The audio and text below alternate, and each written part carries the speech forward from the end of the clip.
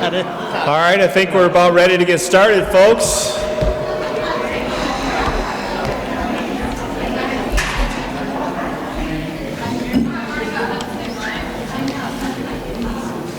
What a great turnout for this evening's event. Thank you all for coming. I'd like to welcome everyone to this evening event. Thank you for those who are attending here live. Thank you for those who are attending at home via Zoom. My name is Tim Oskey. I'm the board chair for Destination Angels Camp, and I will be your moderator this evening. This forum is sponsored by the Angels Camp Business Association and Destination Angels Camp. This is meant to be purely educational and informative for the public, and no endorsements of any candidates from Angels Camp Business Association or Destination Angels Camp is intentional. We ask everyone in attendance to be respectful of all the candidates when they are speaking, and be respectful of your neighbors in observing the social distancing guidelines. As you can see, we have set up this event with regard to those guidelines, and we hope everyone can enjoy their time outdoors with either a mask or without a mask by using those social distancing guidelines. If anyone here needs or wants a mask, we do have some available. We also have hand sanitizers scattered around the building. Also, just a little housekeeping. We do have restrooms available over there at the livestock bathroom area. It's the white block building there. And that's about it. So I'd like to kind of go over kind of the guidelines and how this event is going to happen. So first, we're going to begin with each candidate getting 3 minutes to introduce themselves and share why they are running for their respective office. We have timekeepers in the front, two lovely ladies down there. They're going to hold up a 30-second time and then a stop. Okay? So pretty simple. If you do not use your entire allotted time frame, that's fine. We can just move on to the next candidate as well. We had 4 board members scheduled to be here this evening. One knew that she couldn't be here. Maggie Rollins apologized. She had a schedule conflict. And then I just found out that Diane Bateman might be a grandmother again today. So she's not available as well. So we have 3 out of the 5 candidates for the school board available with us tonight. We presented 4 questions. We're going to stick with the 4-question format. The candidates drew numbers 1 through 3. So the candidate that drew number 1 will answer the first question first, and then number 2 will go next, and number 3 will go next.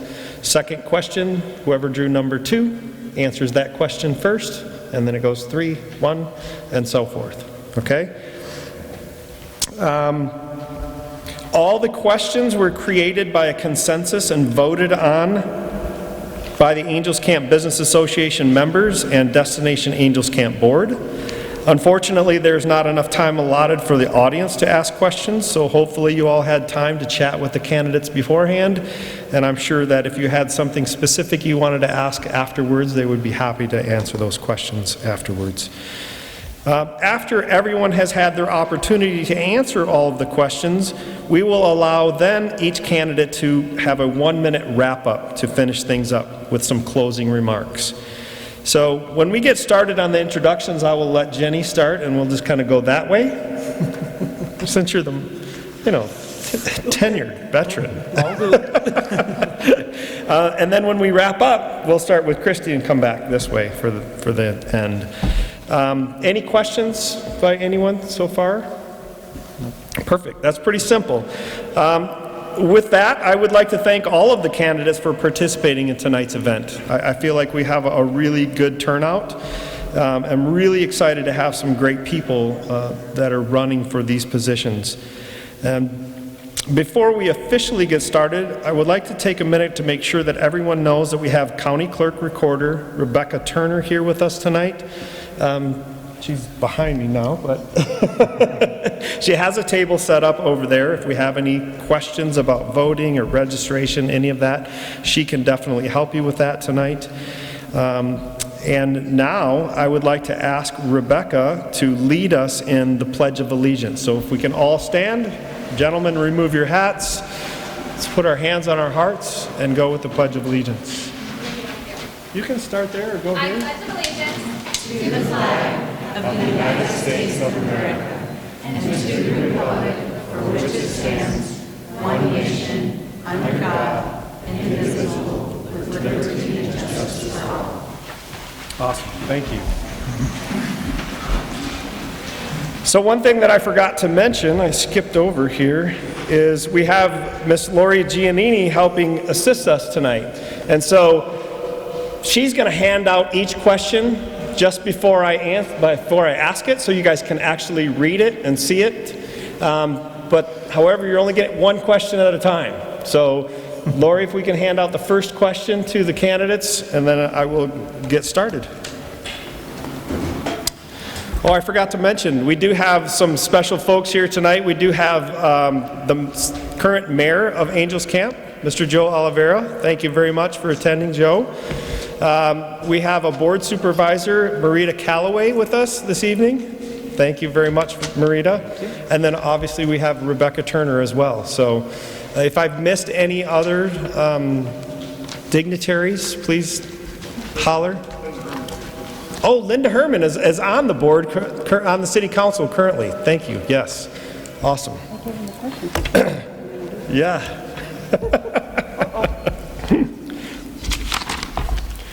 Okay, so who was lucky number one? Christy Miro.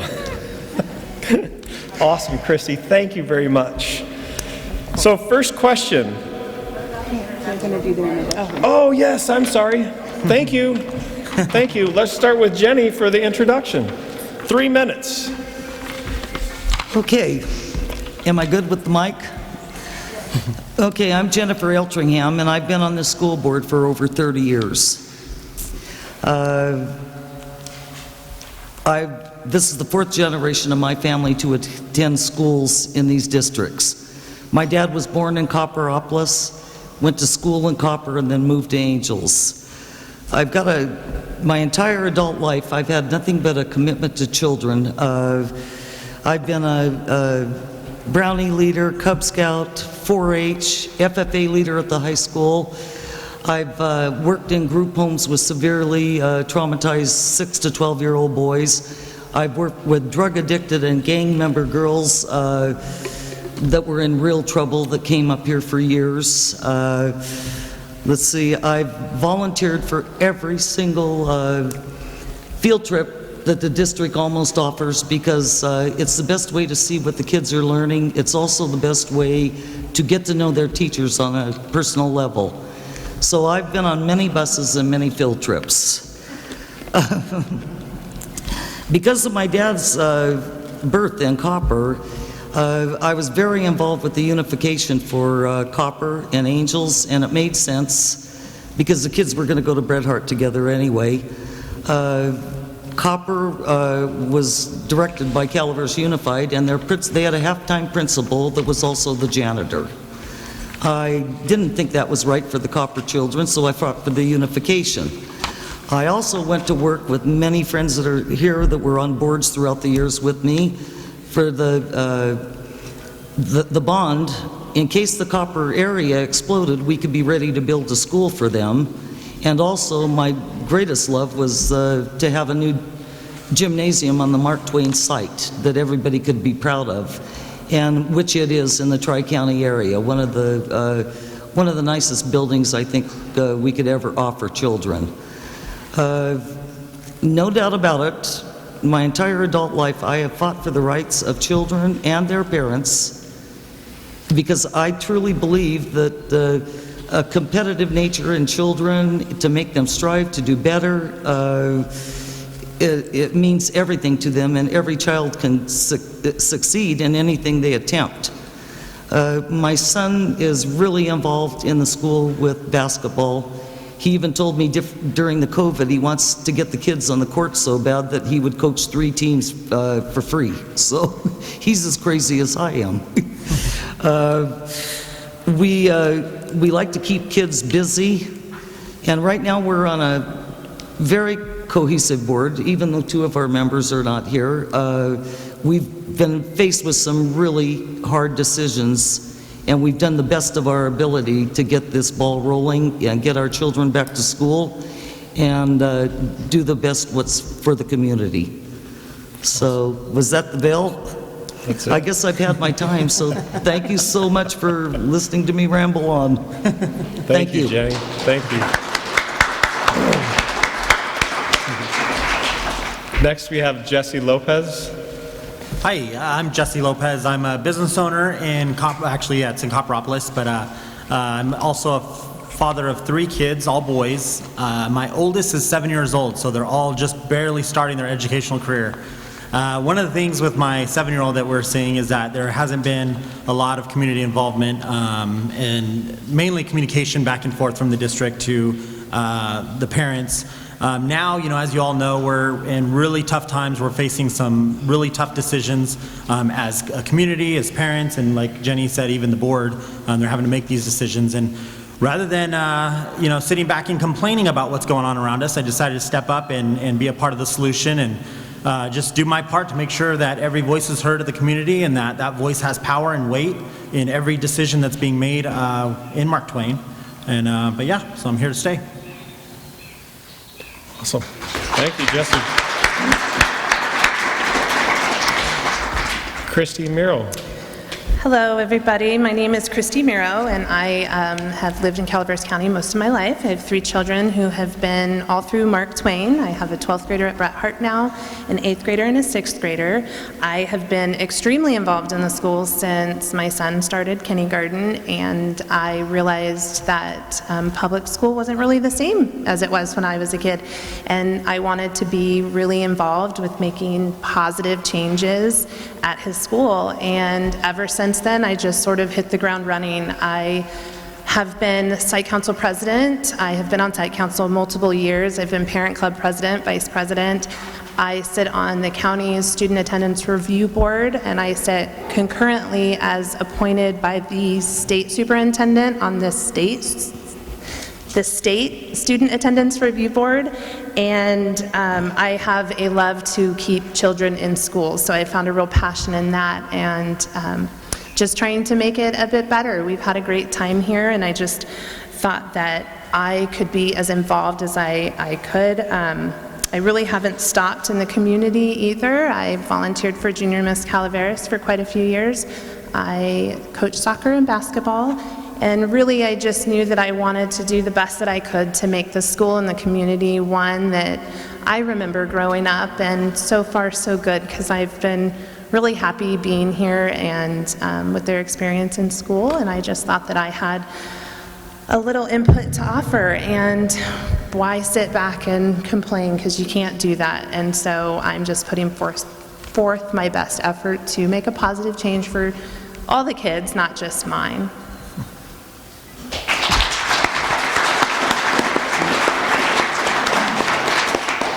Fantastic. Does everybody have the question in front of them now? Yeah. I believe that now we can do that. So thank you, audience, for keeping me on track. Question number 1, and Christy gets to start. How should the school board go about finding out and knowing what the parents and the community in the district are thinking? So I think that when you are an elected person, that there's a level of accessibility that comes with that job. And that means either phone calls, emails, frequenting community fundraisers or events, just always being open, willing, and available to talk to people. Grocery stores happen to be all the rage around here, so you always find somebody in the grocery store. But I also think that, school districts and school boards specifically should outreach to the community by maybe attending. I know that the Business Association used to do coffee talks, having a representative at coffee talk, attending maybe city council meetings, but being open to hear the issues in the community, because not all the time do people have the time to come to the meetings, which is what we always we would encourage you to do. But I just think accessibility is one of them, and it's the least you can do for people who entrust you in that job. All of you sitting out here, whether you have kids in the district or not, are stakeholders in our public schools. And so your hard-earned money goes to educating our children, and I think that your voices should certainly be heard. And so the means of how that happens, I think, is just being very visible, and be willing to listen and to check your emails, get your phone calls, whatever it is that people like to do, and return all of that in a timely response, and just listen for the most part. Frequent your community. Fantastic. Thank you, Christy. So, Jesse, did you get number 2? I did, yep. Okay, so just for the audience, I will repeat the question. How should the school board go about finding out and knowing what the parents and the community in the district are thinking? I'm going to have to agree with Christy on this one. So the biggest thing that I see is making sure that we as a board are reachable. Whether that be, in person, through social media, email, phone. The biggest thing is just getting it out there. I kind of took that stance with my campaign on making sure that, one, I go by a first name basis, make sure that my phone number, my email is plastered out everywhere. My website is on the pencils that I handed out tonight. So, but just the biggest thing is just basically, being involved with the community, getting to know the needs and the concerns of not just parents and not just the kids, but the stakeholders in general. It's one of those things that, surveys they're great, they can do a lot, but if you're not in the community and you're not being responsive and receptive to what people are saying, those surveys only go so far, so.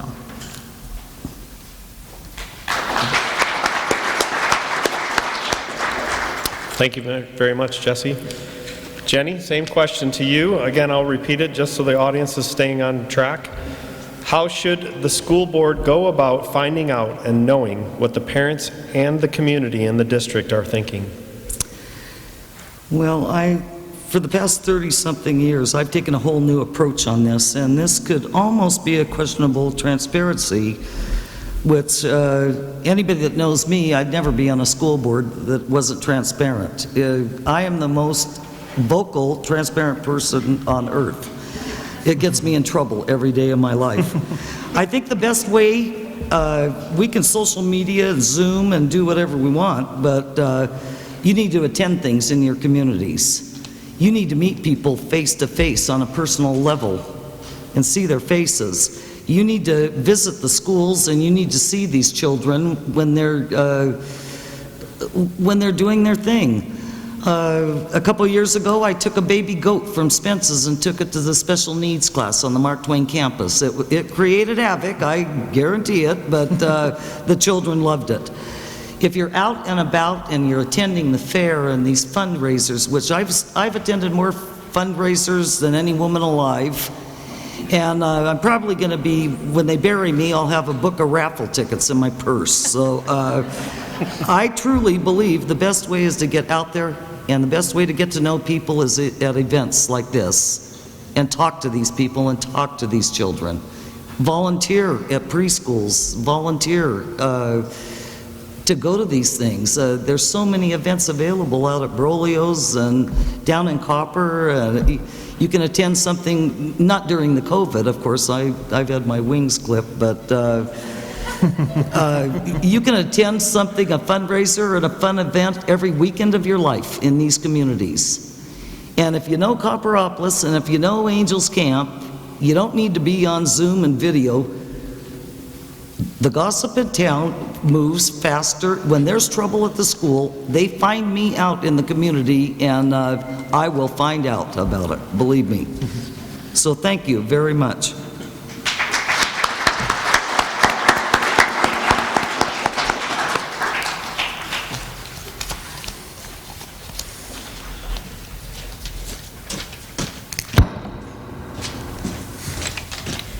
So Lori's passing out the second question to the candidates, and I will give them just a moment to read them.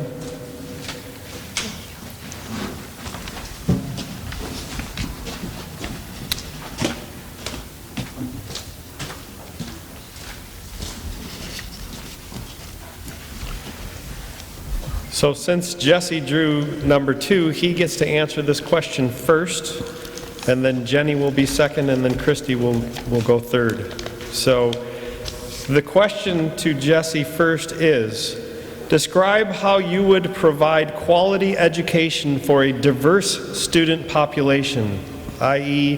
the gifted and talented, the average student, special education, the academically challenged, English as a second language, or cultural differences.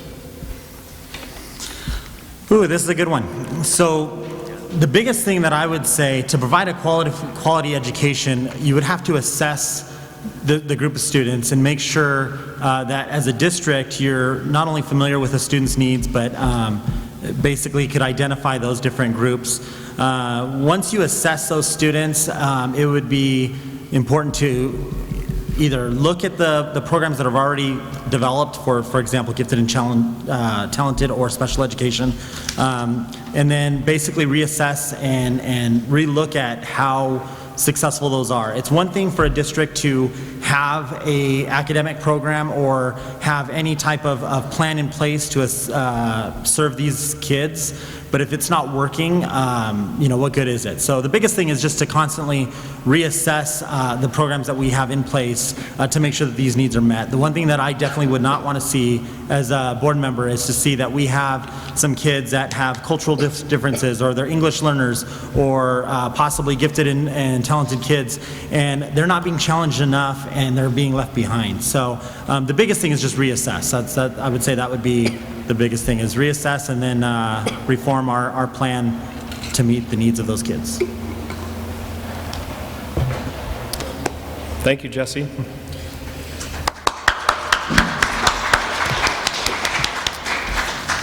So Jenny, same question to you. I'll ask again so the audience can come along. Describe how you would provide quality education for a diverse student population. For example, the gifted and talented, the average student, special education needs, the academically challenged, English as a second language, or cultural differences. Well, that's a good one, isn't it? Okay, I truly believe throughout the years that hiring the most talented quality teachers we can, they identify these children and what they need. And as a board, one of our biggest things is the hiring and watching the taxpayers' money, which is a true balance. If you had a Christmas wish list, we could have everything. Gifted programs, special ed programs right now, they go into our pie of the money every year like you can't believe, to take care of these children because we're in a rural area. So that's a fine balance of giving them everything they need. I believe our teachers do, before the COVID, our teachers identify quite a few of these children, and as far as gifted, they can, the children could have a little bit more on the gifted programs. The other thing, I have so many of the Spanish-speaking women are friends of mine. We don't talk much because I don't talk a lot of Spanish, but I'm amazed to watch in the classrooms how fast their children learn the English language, and then they become translators in their homes. I think it's a fine balance of the money that we have and what we can spend to do the very best for the children. The one small thing that's bothered me throughout the years is you have to be eligible with grades. Grades are everything. Grades are everything. And in my book, I don't believe grades are everything. I believe there's importance in every child, and if a child isn't doing good with grades, that they can join a band, they can be on a sports team, and they can feel value within themselves. But I haven't won that fight yet in 30-something years, that you find what that child needs and you give it to them for self-confidence. And that's the best thing we can do for children. Awesome. So thank you very much.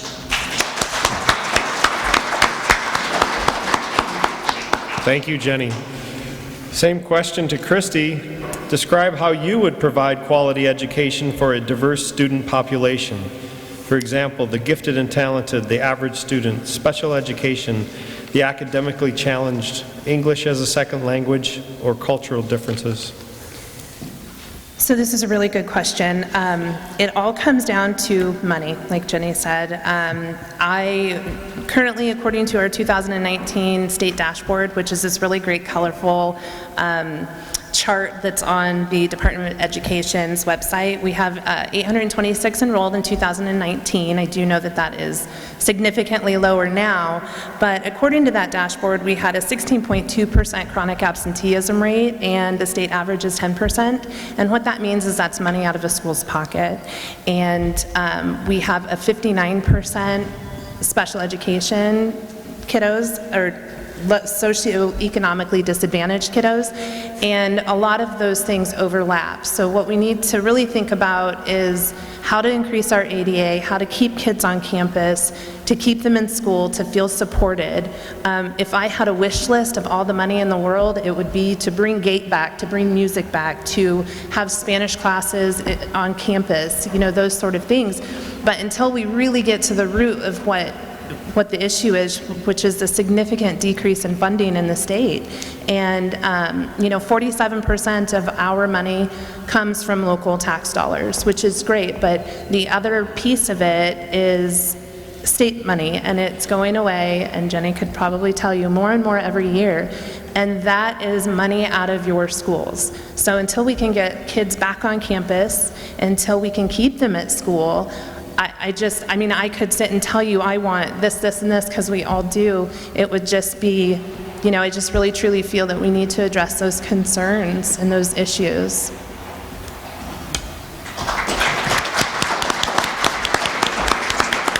Thank you, Christy.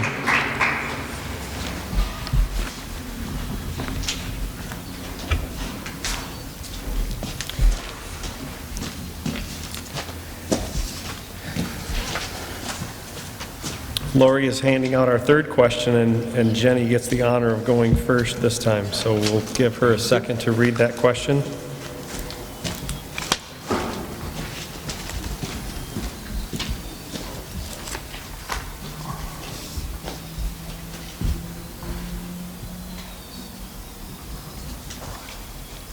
This is a short one. Do you want to read it to me? Yeah, I'll read it because we need the audience to read it as well. So we'll have Jenny go first, then we'll go with Christy and then Jesse. So Jenny, the third question to you is, describe the top 3 objectives you hope to accomplish in your term of office.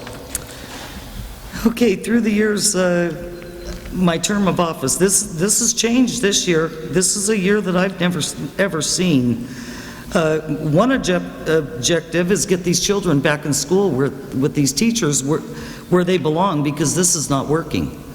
They're sitting home in front of computers for 8 hours a day, and I feel so sorry for the kids. They're so frustrated. I feel so sorry for these wonderful teachers trying to do this on Zoom, and the computers are crashing and going down. The waiting period for one student to get online so the rest of the students can get the instructional minutes are going bye-bye. This is why I fought the fight to get us back in school before the middle of November or the end, because we can't just keep saying, wait. Every minute that we wait, these children are losing ground in their education. I just believe that. It can't compare to being at the school with all these wonderful people that work for us. And that would be one. The other one would be to get them out on the track, get them exercising again, get them playing sports and being able to socialize in competitive things that children are born to do. I mean, how long can we go on and not damage children?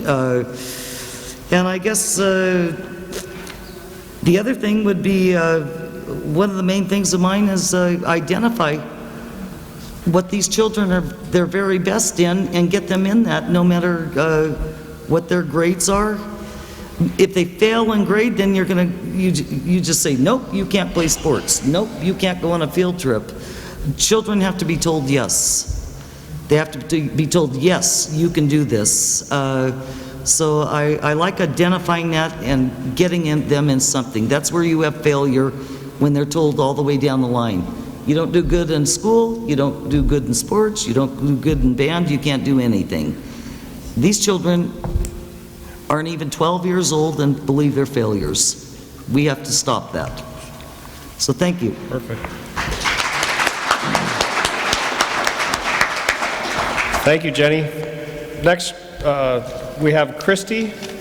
Christy, describe the top 3 objectives you hope to accomplish in your term of office. So I feel like this is a wish list again. I mean, I have so many ideas, but first and foremost, I think I was really taken aback by a survey that I read this summer when we did an LCAP meeting, and there were 80 staff responses, and 74% were ready to go back to school, but 63% of those responses rated our district as poor, not great, or just okay.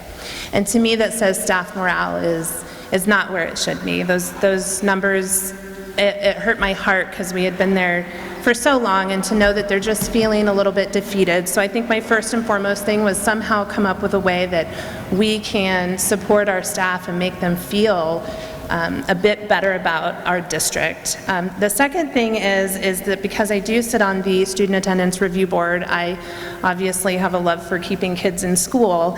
A Student Attendance Review team, which is keeping your chronic absentee kiddos out of the county system, which eventually goes to the court. I would love to see something like that because I think it's a twofold. It'll reduce your suspension rate, and it's more of a personal connection. When you get to a county level, you're sitting around with people who don't know your story, don't know you, and with that, once we keep kids in school, it creates a positive school culture on campus, and it increases our ADA. We don't get money for kids who aren't in school. Lastly, sorry, I need help with my notes.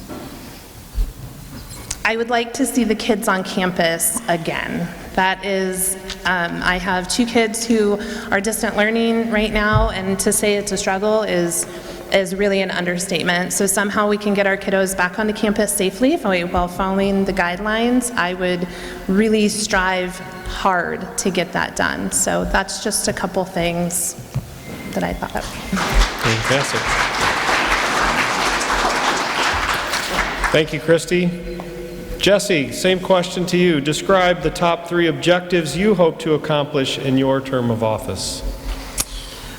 So obviously get them back to school, but for the sake of time, I don't want to spend too much on that. We all know that our kids need to go back to school. What I would hope to accomplish is to analyze and reassess the programs that are currently in place, specifically that have to do with bullying or just overall respect and the character traits that are being taught in the schools.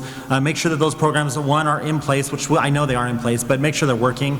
The thing is our kids, in order to keep our enrollment, which falls with funding, we need to make sure that our kids are safe and they feel safe to come to school, and that the parents feel safe to send their kids to school. If not, they'll just basically do what they're doing now and just drop them and go to another district. So that's one of the big focuses. Another one would be improving school-to-home communication. From past experience, not just with this district, but a lot of small communities, it's really easy for districts and schools to start enacting change and making these really big decisions without going back and looking or even asking for input from parents. So I would say that just basically to oversee that and make sure that the school-to-home communication improves. Paula Wine is the new superintendent. She's been absolutely great in regards to that. We've already seen a massive improvement, but I would just like to make sure that we have programs in place and tools in place to keep that communication flowing. And lastly, I would say that I would like to ensure that all the staff have all the resources they need to be able to provide quality education. Again, it's like Christy said, it's a wish list because obviously we can't, go out and drop money everywhere with it if we don't have money to spend. So along with that, one of my goals, I know it's kind of a fourth, but I'm bundling it in with staff resources, is boosting enrollment. So either look for ways to improve the quality of education that we're getting, improve the communication from schools to make parents feel safe, or possibly start a charter school to boost enrollment. That's my cue, I gotta stop. Nice job. Great answers. Thank you all. So we have one last question, and Christy's lucky enough that she got number one, so she gets to go first again. So that's why we want to redraw numbers. Thank you.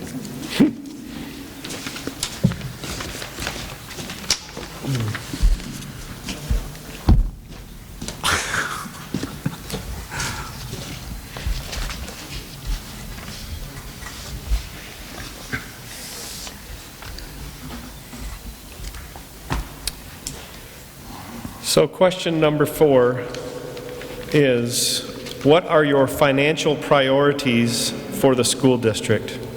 For example, a reduction in class size, maintaining current programs, eliminating extracurricular programs, or technology.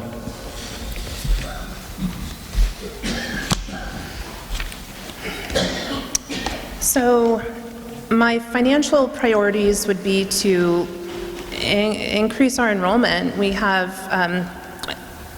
according to our dashboard, like I said, it's 826, but I do know that it's in the 7 somewhere. But I also know that we have more than 700 children that are in our district that are choosing to seek educational opportunities elsewhere. And sometimes those are for family reasons, sometimes mom and dad work in a different place, and that's okay, but sometimes it's because we're not doing what we need to do to ensure that we are that school that needs to be the school of the community. So I would certainly explore how we can do that. Reduction of class size, it's everything goes back to funding. Of course, again, wish list. Reduction of class size would be great. I would love to see 16, 17 kids in a class.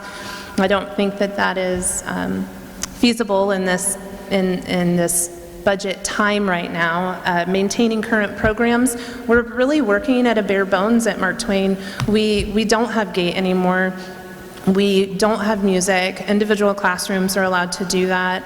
But as far as, when my son first started in kindergarten, all of that's gone. Once you take a program away, it's really hard to get it back. It's really, really hard.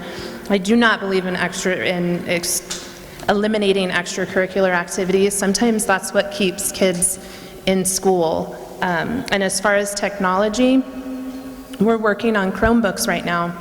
And that it's been really, really hard. We have great smart boards in our class thanks to a grant, so I think that use of technology is there, but what the kids are working on now, it's not working, and it circles all back to, if I had what I wanted, the financial priority would solely be to increase our enrollment on campus so we can start offering these programs that we know work for children.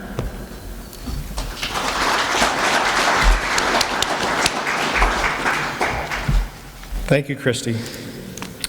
Jesse, you're next. What are your financial priorities for the school district? And those examples we give are reduction in class sizes, maintaining current programs, eliminating extracurricular programs, and technology. So I definitely am not a fan of eliminating extracurricular programs. Being a business owner and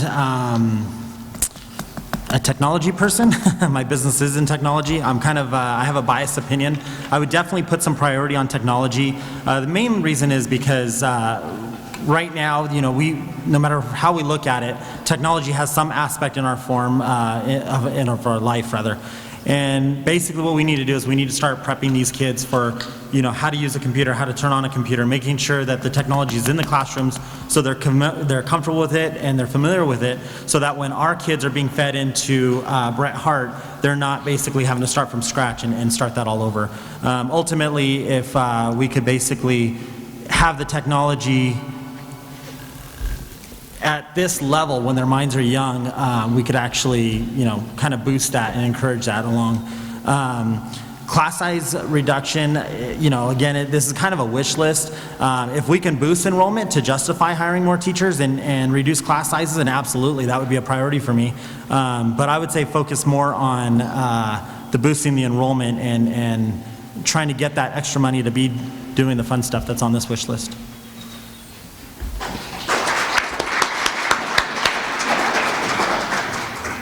Thank you, Jesse. Jenny, what are your financial priorities for the school district?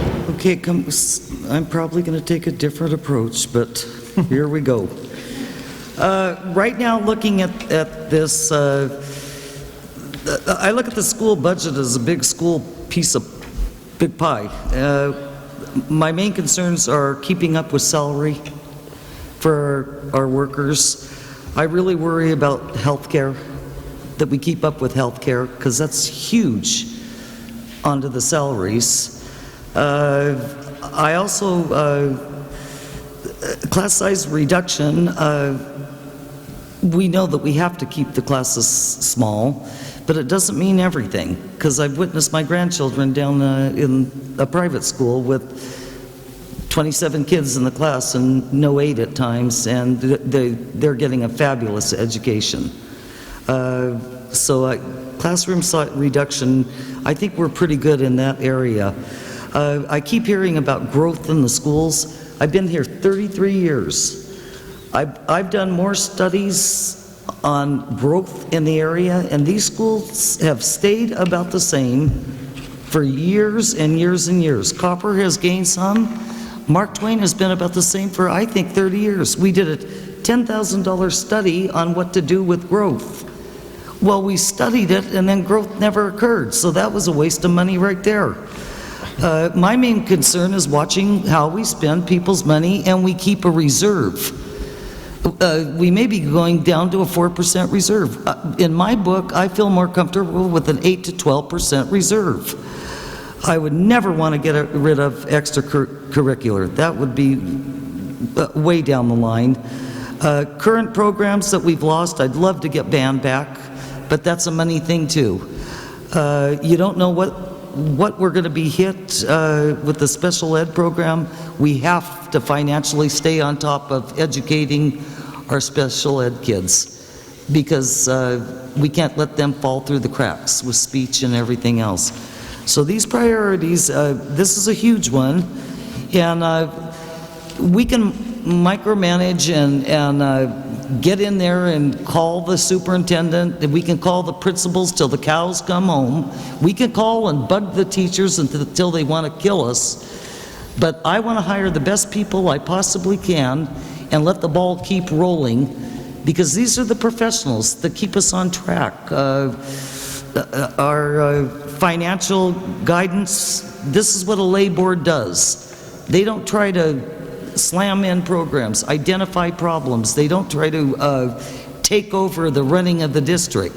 This is why we're a lay board. We hire superintendents, principals, teachers, classified. These people know what they're doing. They just have to get the ball and run with it. Perfect. So we have to maintain the budget, though. This is what we have to do. Thank you, Jen. So thank you very much.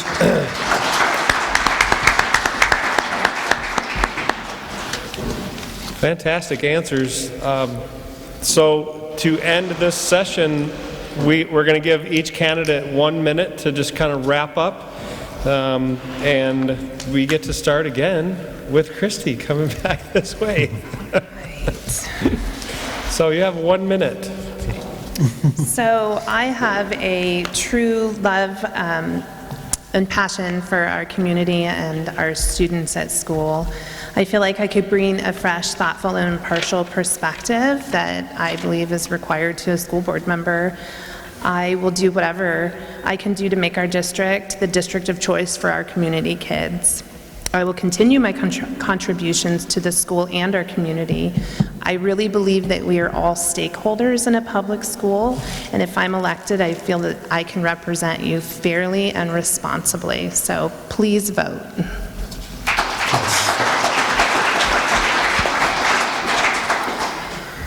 Jesse, 1 minute for some closing comments and wrap up. Sure. So first of all, I want to thank you guys for coming out here, and I want to thank you guys for putting this together and inviting me out here. You know, this district and the kids that are in it, the communities that are in it, I hold them dear to heart. You know, the opinions, to me, all opinions matter. It was an eye-opening situation for me when I had an issue with one of my kids, and I'm sitting back thinking, how can I resolve this? And then I decided to reach out on Facebook, and I realized how many parents not only are having their same issue, but they're actually pulling their kids out of class for that. So we're constantly in a declining enrollment, so that's going to be one of my biggest priorities, is doing that. In closing, I just want to say that you have my word that I will listen to the voices that are out there. If you have any concerns, bring them to me. I will make sure that they are heard. If I don't have the answer, I will get them for you or direct you to the professional that would deal with that particular situation. But I am definitely approachable, I'm reachable, and I encourage anybody to reach out to me at any time. Perfect timing. Awesome. Thank you, Jesse. Jenny. Well, thank you very much for giving us this opportunity, and I promise you that after all these years, some of you might be thinking, well, maybe Jenny's ready to go to pasture. I think I still got some fight left in me here. Nobody loves children more than I do. I will do anything on earth to keep these parents happy and these children happy. And everybody in town knows that, because I've been doing it for many years. I will watch this school in your tax dollars like a hen sitting on an egg. And I will also watch your children, because nothing means more to me than happy children. Thank you so much for coming out and listening to me. I know my grandchildren are in that school, and I already told them, pack your lunches, you're going back to school, whether you like it or not. You're on your way, folks. Pack your backpacks. So off to school we go in a few days. Thank you very much, everybody, for coming out.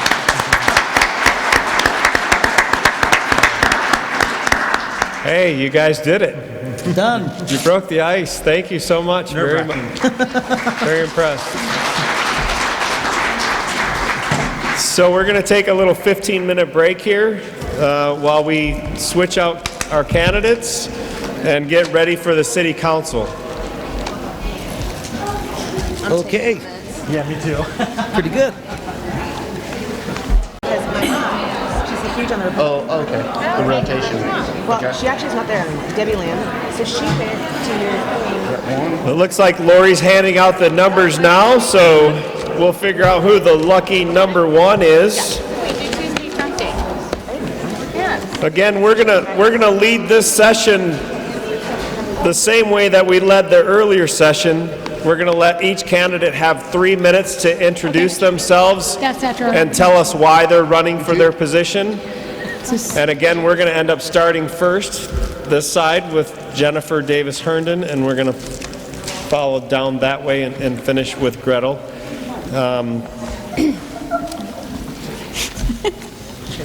And I believe with that, again, I want to remind you guys too,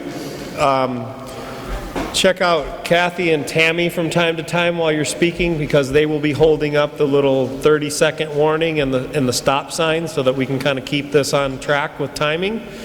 You know, we go a little bit over, that's okay, but remember, this isn't a presidential debate, so you don't have to hog all the time. We just want to learn a little bit about you. We're just going to say that question that you gave me, I'm not going to answer it. I'm going to answer it in a different way. I want to go back to before.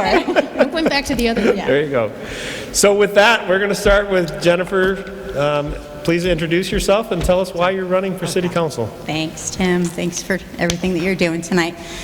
So my name is Jennifer Herndon, Jennifer Davis, Jen, many names. And I do want to thank everybody for being here tonight. I am a multi-generation Calaveras County resident. My family dates back to my great-grandfather, who mined at Maloney's before it was a lake, when it was just a town. My grandfather was born on Finnegan Lane, probably not like on the street, but somewhere around there. He went to school when the school was on Finnegan Lane.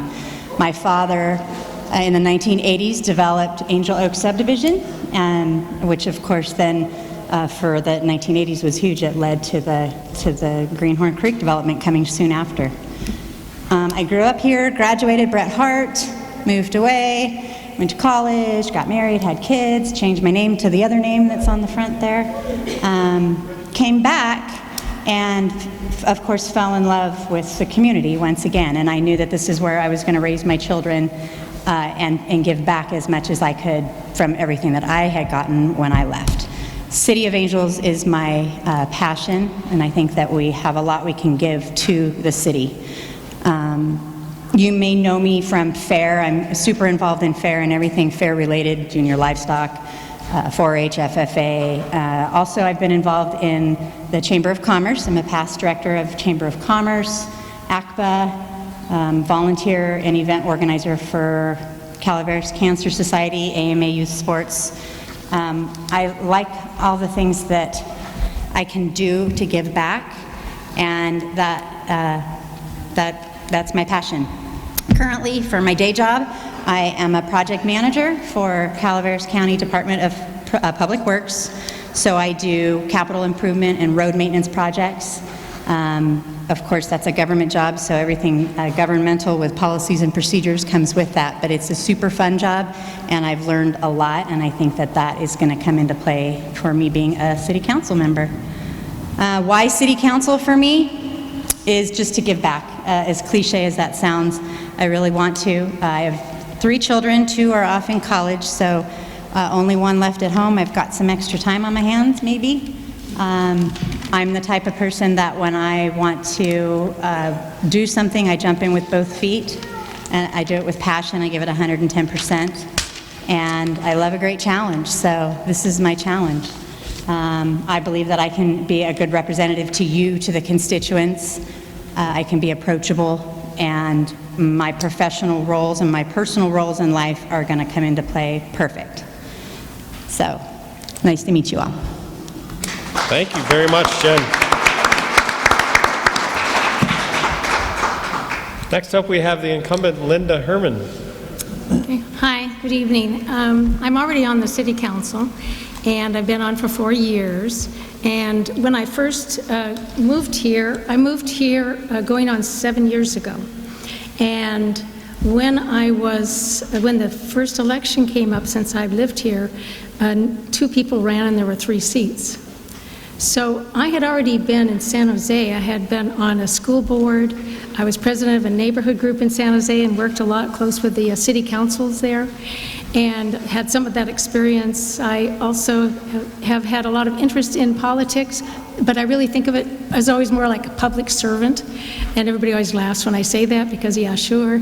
But I have a master's in political science, but I really got the master's in political science because I'm really concerned about our nation and what was really happening in our nation, and how could I reverse it, right? So I wrote a few books, and but when I came to Angels Camp, there was just something about it that just drew me in. I just love it. I live up on Gold Cliff Road, and I have this beautiful view, and I built an apartment on my kid's house and settled in, and I said, this is home. My kids recently left, and I'm still there. So I said, no, I'm not going with you. And so I stayed on. This is where I'm planting my roots right now. This is where I'm staying. I have really enjoyed and have been on the city council. It's been a very interesting time. We've had a lot of different things that we had to accomplish, and I did want to share with you some of the things that we've done. So of course we had the COVID problem, which came more recently, and that has been we've tried to find a way of educating and information and kind of being balanced and common sense for the city. We don't want to go too far either way. And we had also to deal a shortfall with revenue, and that we thought, oh dear, are we going to really be very short? Are we going to be very short of having the revenue that we need for the year? But what happened is we were able to cover the shortfall because we had spent 2 years of having a reserve. We built in a reserve, and as a result of that, we didn't come out. We were able to handle the shortfall that we had. And also, right now you'll see the sidewalks are being done. We've been involved in getting the sidewalks in the city. And Historical Downtown Alliance, I've done a lot of work in the downtown. So my life has been one where I've really spent a lot of time serving people however I could. And I have wanted to be a part of every city that I've ever been in, or any church that I've been in. It's just, I have to think about it this way. When I was a kid, my mom volunteered. I volunteered my mom for a lot of chocolate chip cookies and cupcakes. And she decided that, Linda, I think you were born with your hand raised. And I would think that, yes, I'm born with my hand raised, and I like to give when I'm in a community.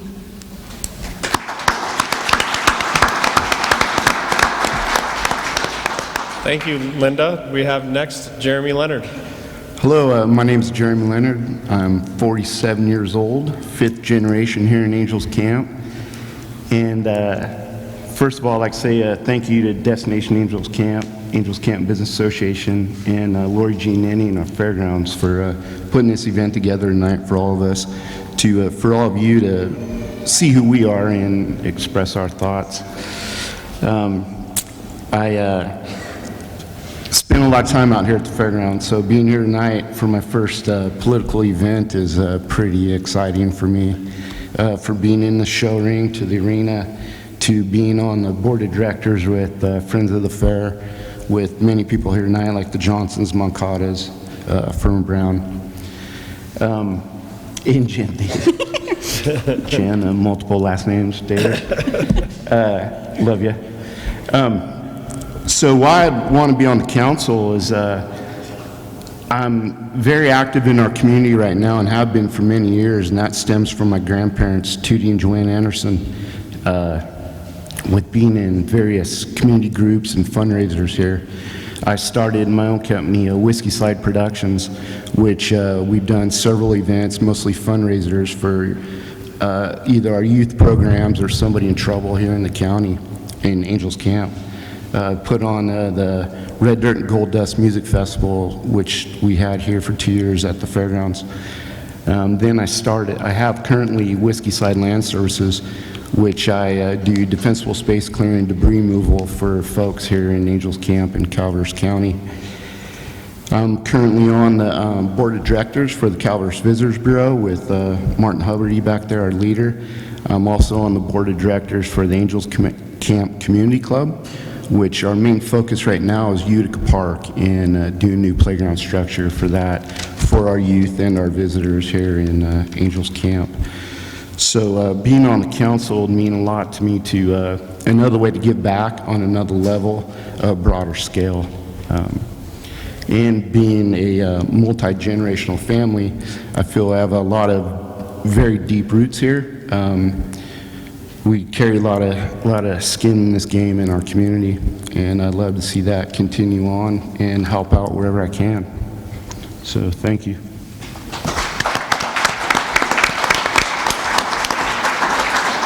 Thank you, Jeremy. Next we have Kara Scott.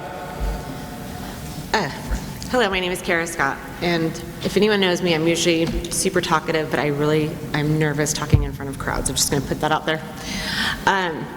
So I'm 44 years old, and my husband and I have been married for 18 years, and we have 3 children, and we own a business, Parish Scott Roofing, and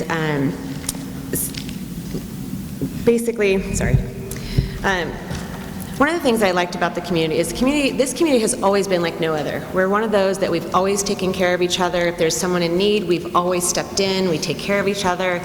Wherever there's a need, we're there.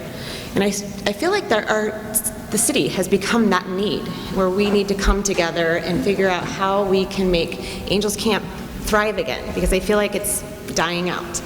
I looked at my husband's, the family yearbooks from 40s and 50s, and seeing the businesses that were in this town way back then.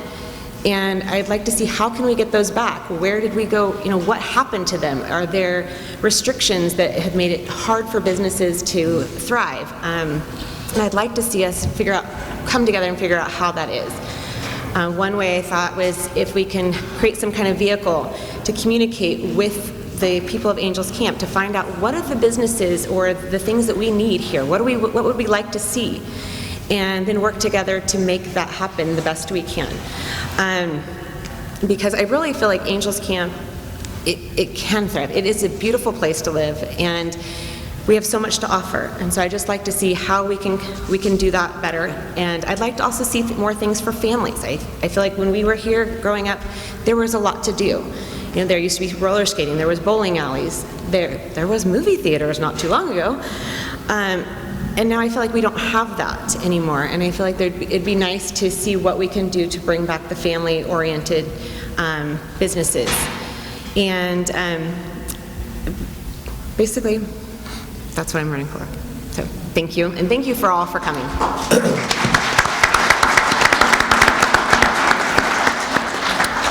Thank you, Kara.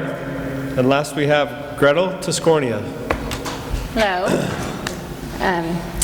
Hello, everyone. Thank you for being here tonight. Thank you to ACPA and DAC for hosting this, so I can introduce myself to those of you that don't know me and say hello to the familiar faces that do.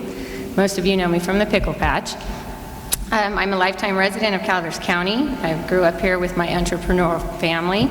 My parents opened up a nursery in 1980 called Wayward Greens. My 6 brothers and sisters and I lived there, watering plants in the hot summer, carrying bags of manure, watering and waiting on customers, learning the value of hard work. I graduated high school in 1989, and I roamed about for about 10 years, and I came back in 1987. I purchased a small bungalow house in San Andreas, and with the help of my family, I remodeled it and turned it into the Pickle Patch. And I've been open for 22 years to the public with the help of my daughter, Savannah, who was raised there. The contractor for the remodel was Colt Tiscornia, and we had such a great time working together that we decided to get married, which we did in 2002. We have 2 handsome sons, Vincent and Wyatt, that attend Bret Harte. My husband's family has been in this county since the 1800s, ranching, owning a general store, a bank, bringing water into town, teaching, among other endeavors. My husband has had a successful business for 25 years as a contractor. And I also own a boutique in the historic downtown part of Angels Camp called Mingo's on Main. It's in an old 1900s building that we restored. And I absolutely love being downtown. I just love it. Downtown Angels is just so quaint and adorable. So with that, and with my love of being downtown, I have future plans to open a little restaurant at the Visitor Center, which should be open the first part of next year, called the Pickled Porch Cafe. And that is another little project that I'm working on. But I'm basically running for City Council because I am vested in this community as a business owner, as a resident, as a mother who is sending her children to school. And I am interested in making it a successful town for everyone, a happy place to live, a safe place to live. And I think that with my abilities to do things, that I may be an asset to the City Council. Thank you.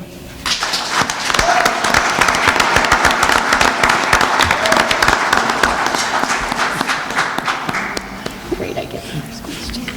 Who got number 1? Gretel.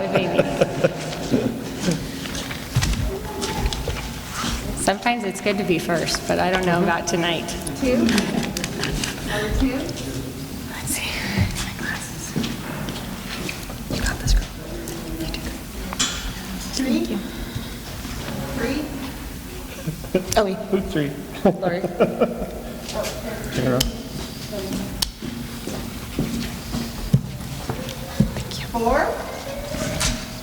Thank you. Lori, I'm 5. Don't worry, I didn't go to school up here.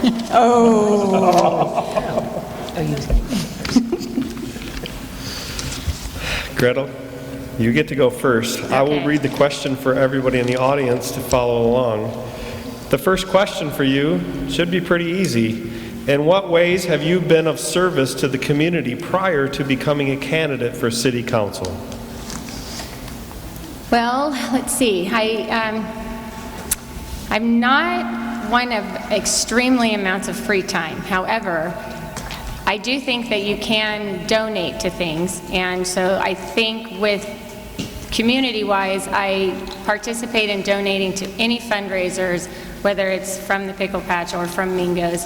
I can donate my time when I have it, but for the most part, I would say that I participate in donations. I am on the ACPA board. I have been on the visitor board. I was PTC at my children's school in San Andreas. I was also on my own school board in San Andreas. I think that's all. Thank you.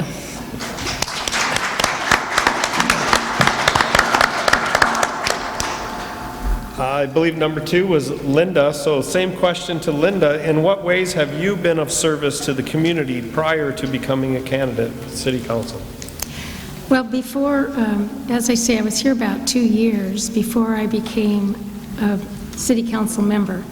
So in those 2 years, I was on the board of the Calaveras Door for Pregnancy Center, and recently, while I was still on the city council, I was the executive director of it.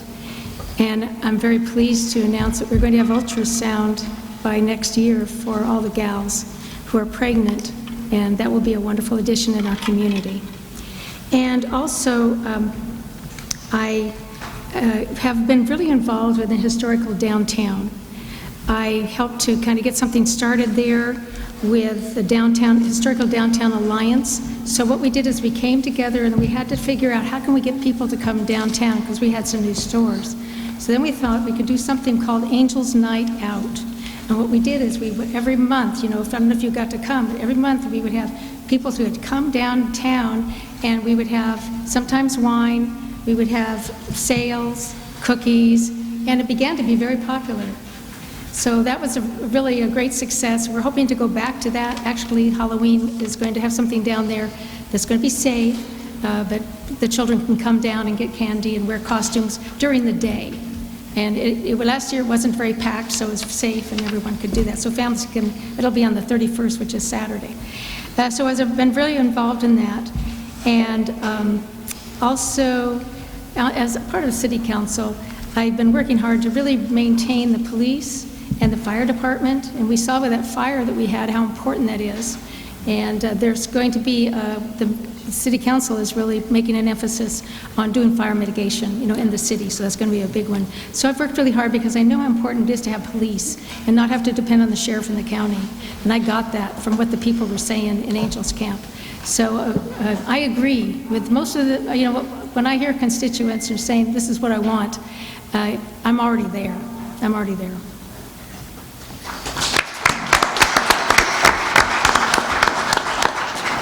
Thank you, Linda. Next up, we have Kara Scott.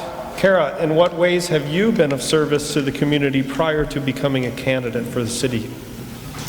I've helped in different areas throughout the community, both through Angels Camp all the way up to Highway 4. I've helped with the fundraisers to raise money for the schools. I've served on Studio 4, the Studio 4 board for the last 4 years, and also Mind Matters. I'm serving on their board currently as well.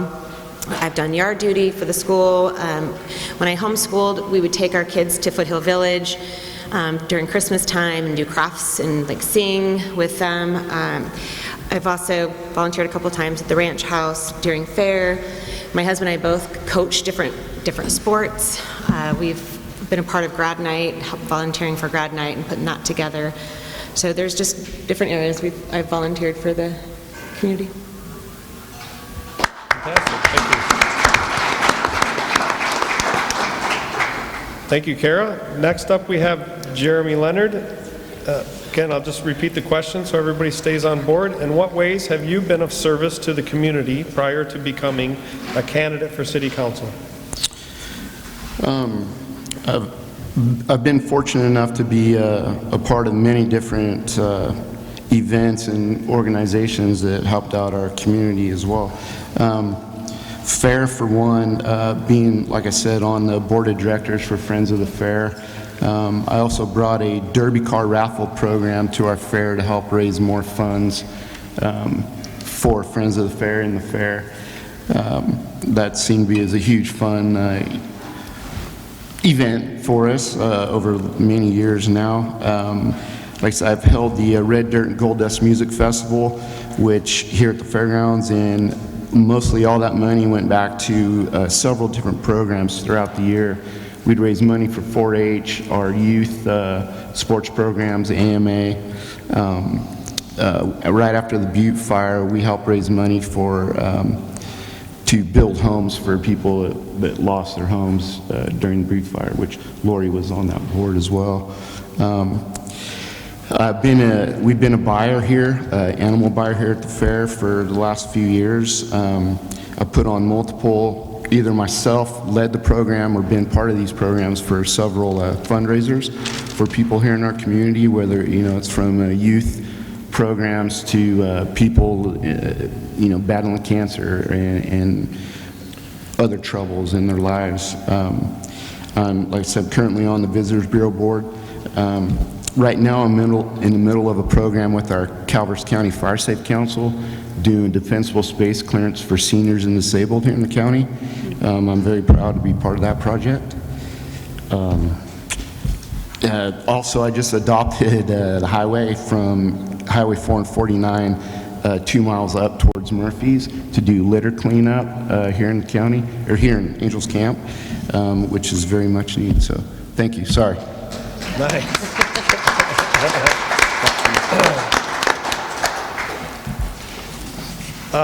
Same question to Jennifer. You get to wrap it up. In what ways have you been of service to the community prior to becoming a candidate for City Council? So I mentioned some of them in my opening statement, and ironically, a lot of them sound kind of like Jeremy's. A lot of fair involvement over 15 years or more. Fair, everything from sponsorship. I am a current director for Friends of the Fair, and I have been for, I don't even know how many years. But working, just getting your boots on the ground for a fair, working countless hours, working with Junior Livestock Association, fundraising, working with FFA and all their fundraising, 4-H, all through the years. So still definitely an active member with that.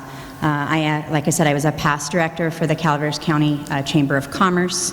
I was a past administrative officer for ACPA years ago.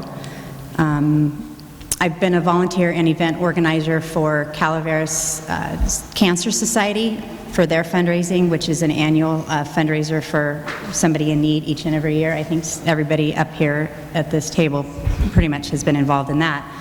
AMA Youth Sports for all the years, which is a great organization. Every sport for the Pee-wee kids coming up, leading into high school, being involved with all those sports and the fundraising and the event organization and the sign-ups and all that goes on with that. And additionally, I'm currently the vice president with the SEIU chapter union board, union for the Calaveras County employees. So I am an advocate for the entire SEIU union members, employees, and getting them the best treatment as possible at the county level, working with all the department heads and everybody making that happen, which is a fun job. Thank you. Thank you, Jen.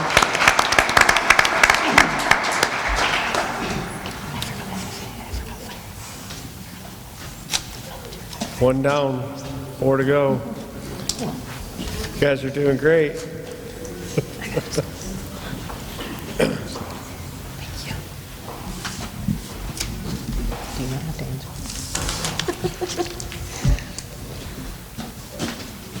Question number 2, we'll get to lead off with Linda, and I'll give her a few moments to read that. Thank you.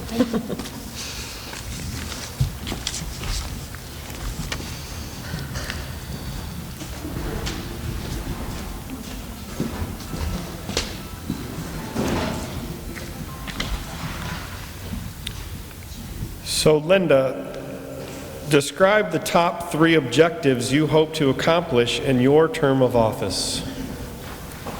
Okay, well, as I'm certain you know, because of COVID-19, our budget and our financial situation has dropped considerably.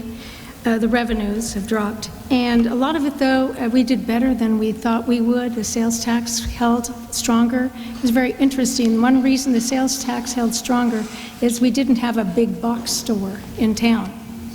So that's kind of interesting for the future. We had to make a decision about that. Can't explain it now.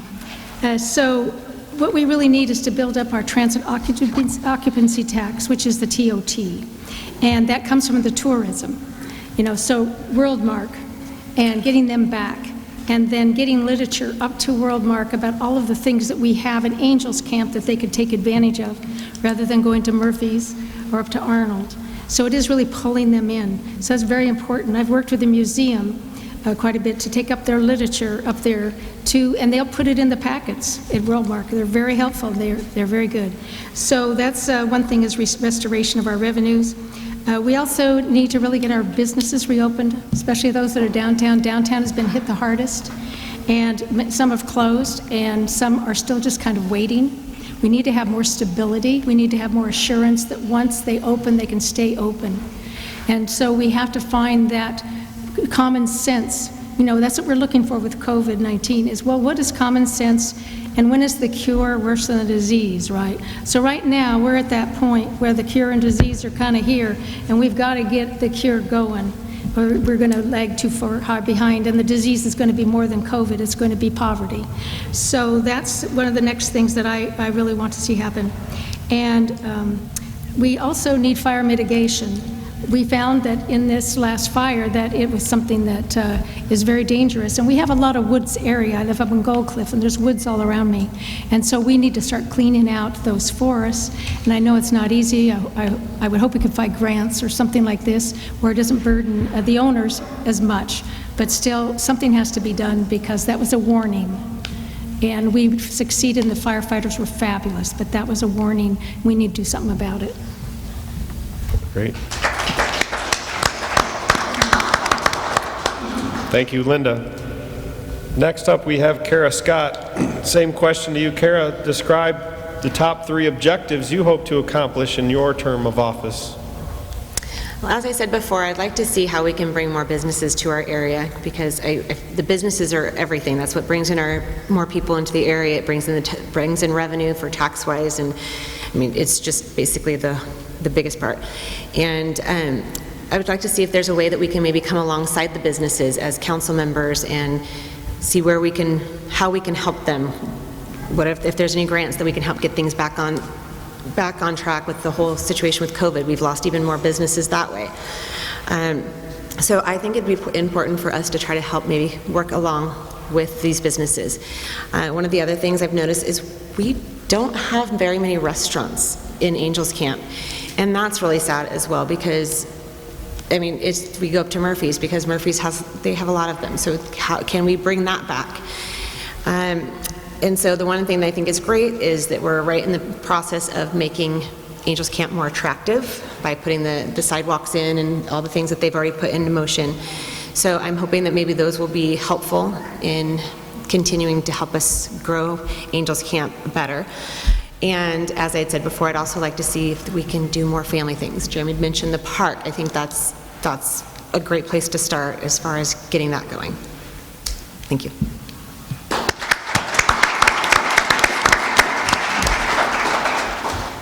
Jeremy, you're next up. Describe the top 3 objectives you hope to accomplish in your term of office. First of all, be downtown, getting businesses in the empty buildings down there and revitalizing downtown. We need that bad. Too many people that come and visit they're bypassing Angels Camp. We need to get people downtown and get it back to the way it was when we were all, growing up as kids here. Second would be our police department. I feel we need more funding for them. We need more officers for not just the safety of our town and our community. We're growing, they're shrinking. I really would like to see, that's a huge focus for me right now, if I was to be elected. And also, third would be, I'd like to be that bridge from our community to City Hall, to where, I can go out here and sit down and have a good conversation with somebody, hear their concerns, and be able to take that back to the new council or City Hall to hopefully we get more ideas or to solve some problems in the community that we might not be aware of. And just be a team player for our community and our town. That's my main focus.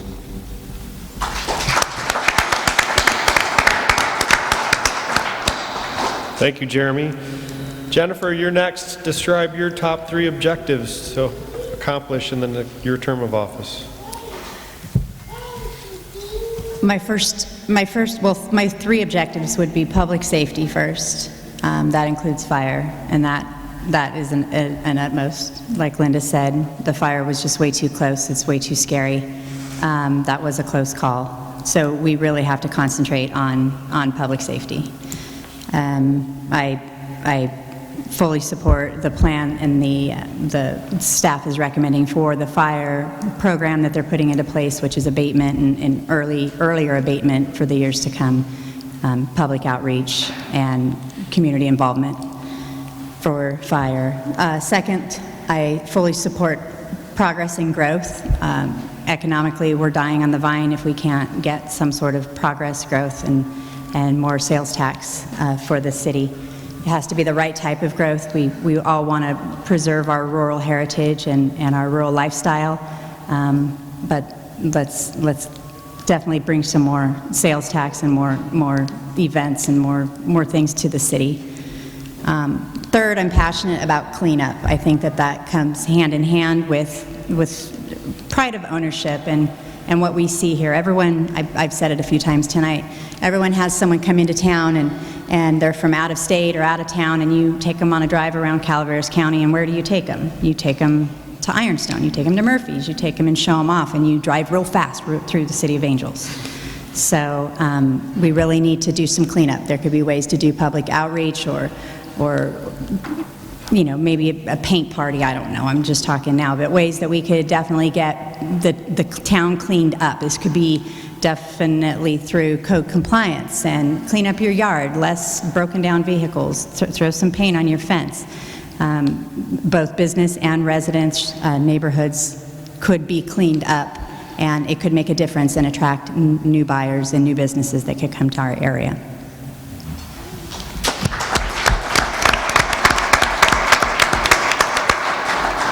Thank you, Jennifer.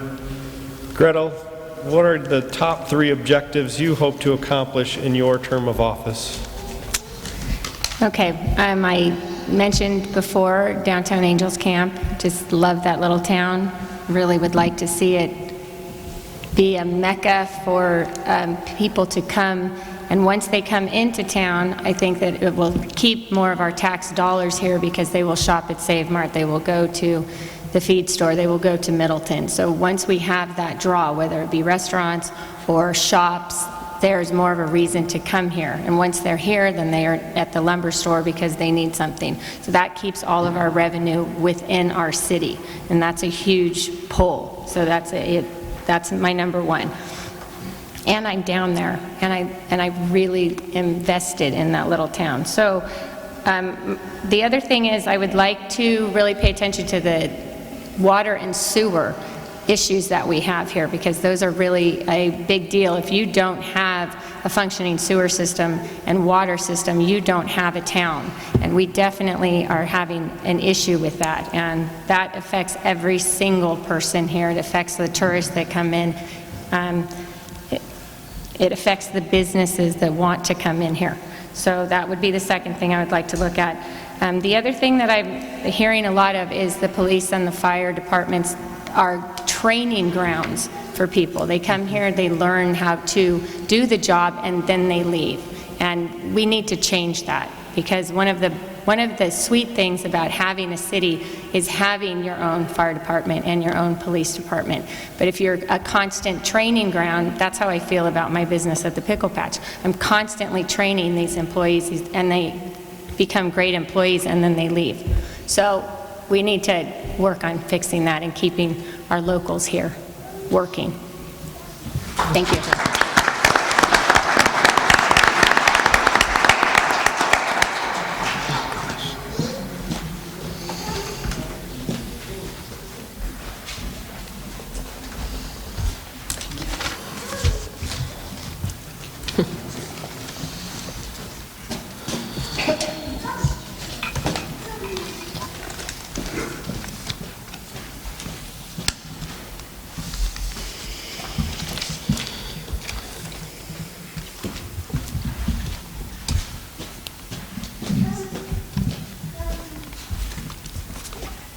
So, Carol looks ready to rock and roll. She's just waiting on me. The third question, we get to start with Kara. The third question is, what would you do to revitalize the historic district?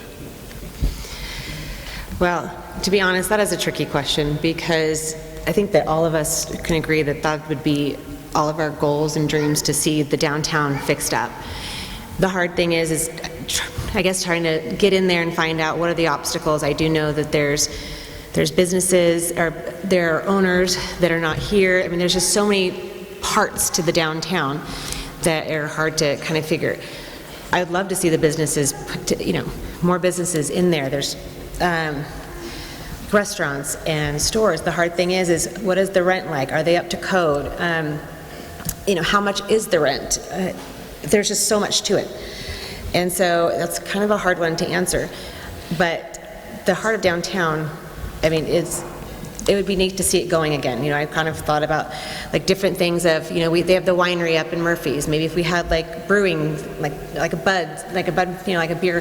brewery or something like that. Something that we can start to have our own little trademark, that Murphy's is having their trademark. I mean, there's the different things. So that's one of the things that'd be interesting just to see what kind of businesses would revenate downtown.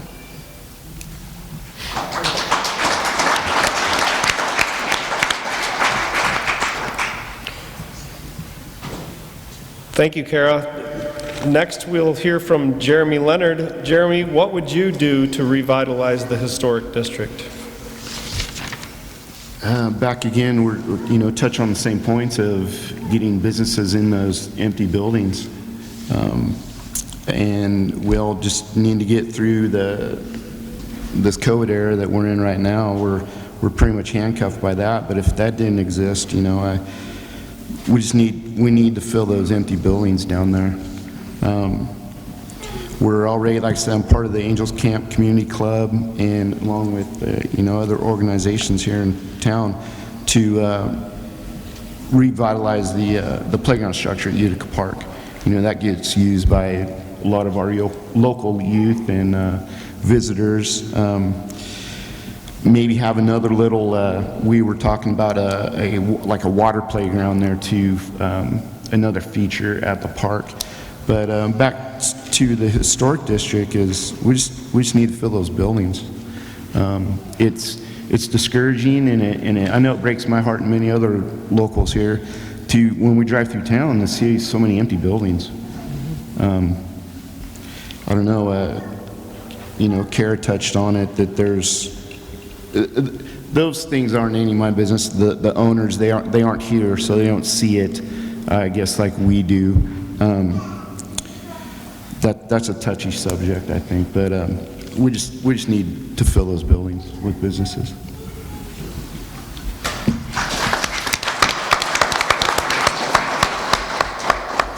Thank you, Jeremy. Next, we'll hear from Jennifer. Jennifer, what would you do to revitalize the historic district? I've always thought that the historic district has been kind of a forgotten child. Too many times you see people come into town, maybe they're staying at Worldmark, maybe they're here to golf, maybe they're heading up to Murphy's. They think that the 4 and 49 corridor is town, and they don't really even realize that there is a historic downtown. I know there's been talk of signage and different sign campaigns, but I definitely think that there's a way to partner with funding, getting money to get accurate, concise signage that directs people downtown. That goes with what Jeremy says. Once they get downtown, then what? There's too many vacancies. We need to motivate the landowners in some way. I don't have the fix for that. Maybe some sort of an incentive to get them to rent or lease or sell. It's their property, they have land use rights, but we can motivate them in some way. I don't know how. Incentivize.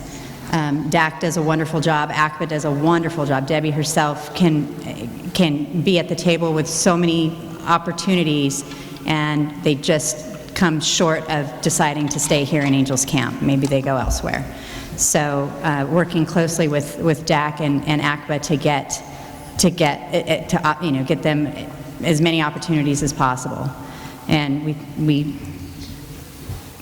we can get downtown revitalized. We have to. It's our heritage. It's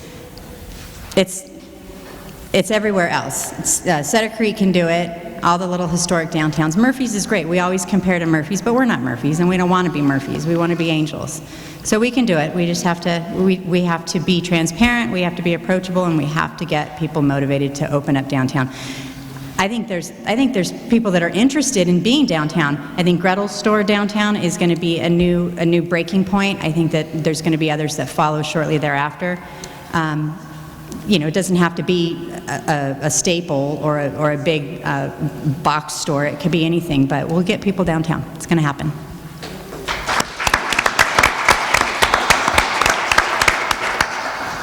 Thank you, Jennifer. Next up, we have Gretel. Gretel, what would you do to revitalize the historic district? Well, there's a few things. Like Jennifer said, signage, and signage would be great on Highway 4 and 49, but if you don't have anything to go down there for, having signage isn't really that helpful. You have a few landowners that own half of downtown, and they're not motivated at all. So there has to be some type of way to get them to recognize and I've thought about, okay, if you have a shop that's open for 3 or 6 months and it stays empty, we're going to impose a fine on you. Some kind of something that motivates these people to work with business owners and people that want to bring business down.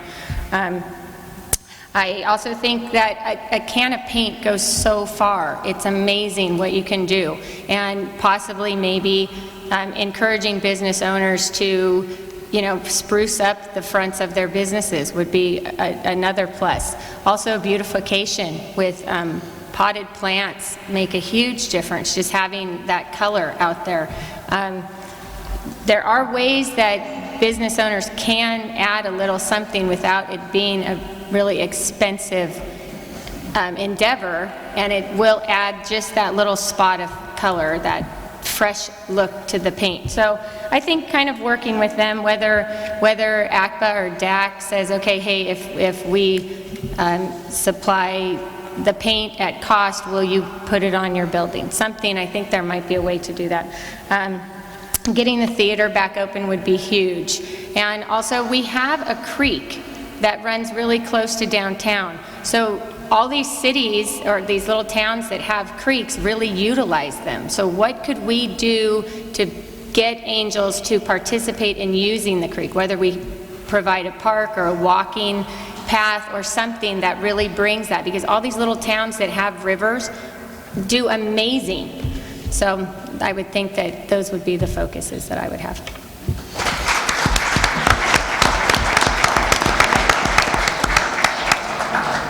Thank you, Gretel. The next we will hear from Linda Herman. Linda, what would you do to revitalize the historic district? Okay, well, we're having great success. We really were before in revitalizing the downtown. New shops were moving in before COVID came. And one of the things we had planned, we were going to work out with CVB, which is the Visitors Bureau, tours, and have someone who could come, and that was our next thought, is okay, let's do something on Saturdays where people will come and we can give them tours like they do at Columbia. Also, the Angels Creek, we are looking towards having something called Angels Creek Trail, and that will take a while though, but that would be a great thing, and going along the creek, and that's kind of a future plan that's in the works. When we had the Miners Lounge, we were really, we were so perked up. We were kind of like, yes, Miners Lounge is opening up, and the day it opened was the day it had to close. So yes, there's difficulties, but we did see success. We have Visit Angels Camp website, we have Historical Downtown communication and website. It's a private one. And on Facebook. So we have some things that are there, but we have to have something now that has to come back. It has to be restored. There are people who really are open to coming downtown. I find always there says, people just are drawn. Actually, my son has the ice cream shop, Yummy Haha, downtown, and I begged him, please, don't go to Sonora. Come to Angels Camp, and he's thrilled. He's doing well, he's happy, he's got homemade ice cream, so if he wants some ice cream. But the thing is, we have to draw people downtown like that who are really committed and want to make it go. And you do have shop Here's what I was doing. When we were first starting to stimulate downtown, there were the owners that won't lease, right? So we said, okay, we're going to forget them. We're not going to get mad. We're not going to get angry. We're not going to spend all of our time being frustrated at these owners. We're going to go for what is, what we can do. And that's when we got to the Utica Hotel. Now with Gretel, if we can bring those back, Crusoe's, if we can get the theater open, it's not going to be easy, guys, not going to be easy. But when we start doing it, shop downtown. Just think about it and get your friends. Because we have Crafty Chicks down there, wonderful shop, fabulous shop down there. We have a jewelry, we have ice cream, we have, let me think, and one more thing, just almost done, just one more thing, I don't want to leave out Barb's with the pictures and the paintings and the frames. Okay. Yeah. Perfect. Thank you very much.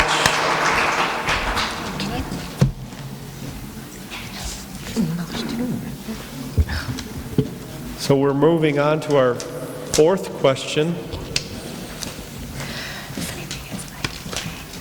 Looks like Jeremy will get to go first this time. We'll give him a few moments to think about his answer. I love how she puts this out in order.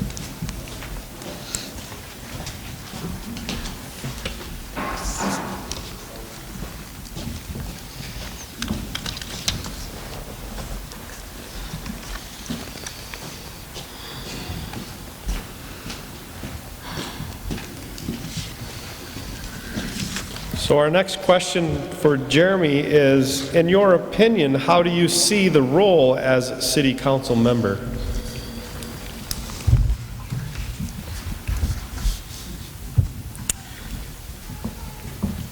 For myself, I see it as not having a personal agenda, not having earmuffs or blinders, being open to listening to the public, to our citizens and their needs and what they're thinking.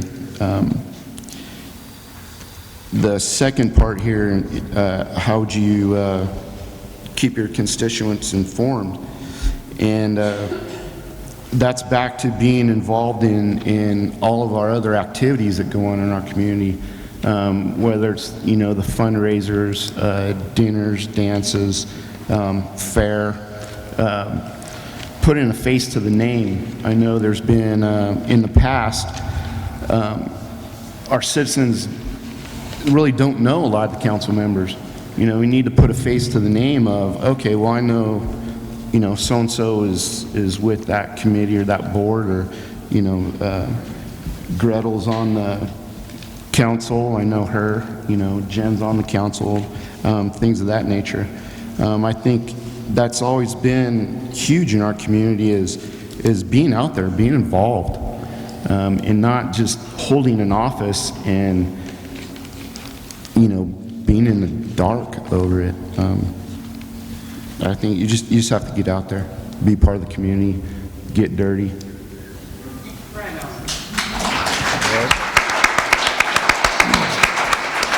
And I meant dirty in a good way, dirty helping. What did you say? Sorry. So I apologize, I didn't have the full question in front of me, so I will read the full question for Jennifer next. In your opinion, how do you see the role as a city council member, and how would you keep your constituents informed? A lot like what Jeremy said, this is an actual easy question because it's just being out and about. It's just what we do from day to day. It's being at all the events. I think Christy Miro with the school board debate just a minute ago, she mentioned it best. I think the post office and the grocery store, it all seems to just come together. I find myself to be approachable. My kids tell me I'll talk to a fence post.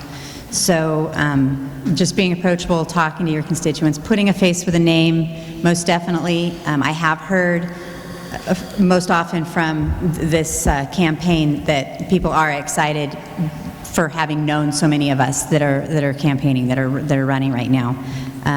Being local, having deep roots, having known so many people and knowing that you can just make a phone call to make things happen. There's always a way to strategize that. keeping your constituents informed, it's easy. Social media, of course, is social media, but the old telephone game works wonderful too. So I'm excited about that. Awesome. Thank you, Jen. Next up is Gretel. In your opinion, how do you see your role as a city council member, and how would you keep your constituents informed? Well, I believe the role of the city councilor is to be a representative of the people. So in being able to do that, you have to listen to people. So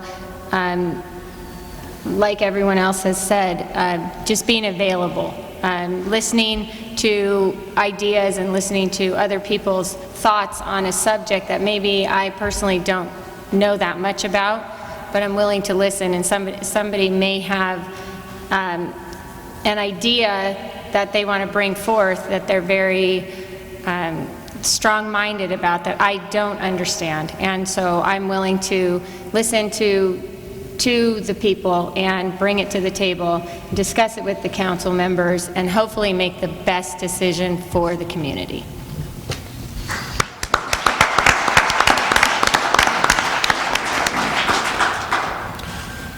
Next up, we'll hear from Linda. In your opinion, how do you see the role as a city council member, and how would you keep your constituents informed?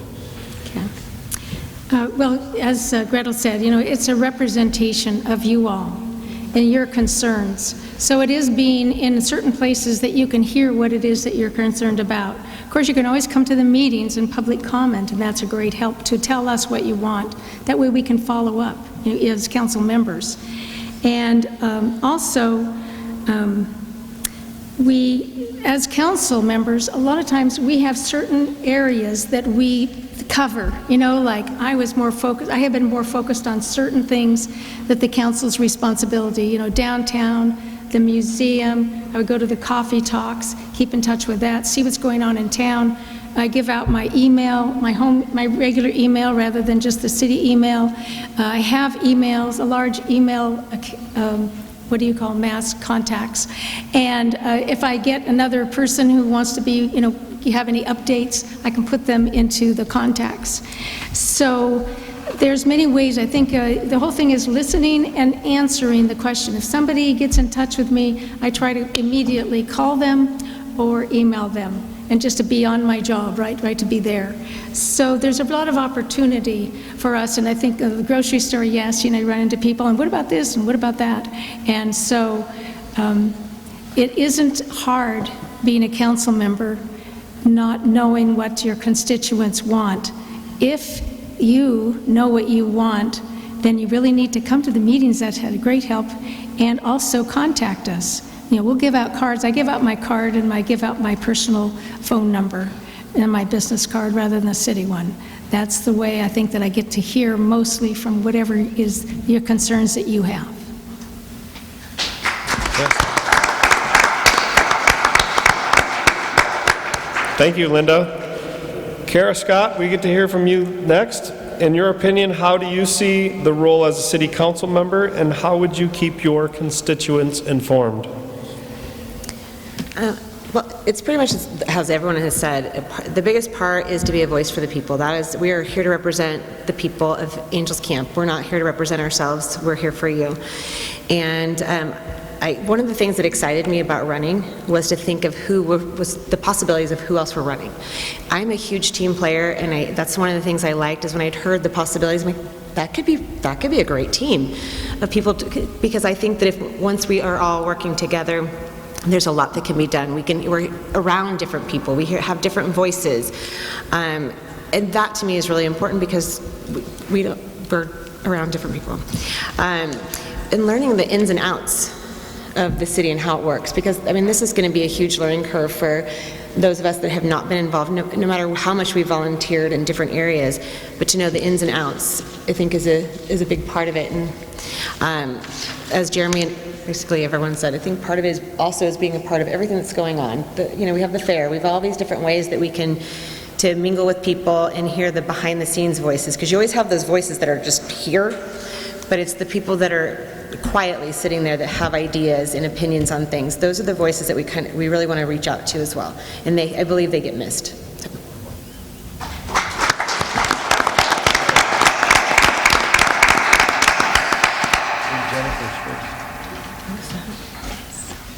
Thank you guys so much. We're on the home stretch. Coming up on our last question, and we get to hear from Jennifer first this time, but I will give her a few moments to read that and process her answer.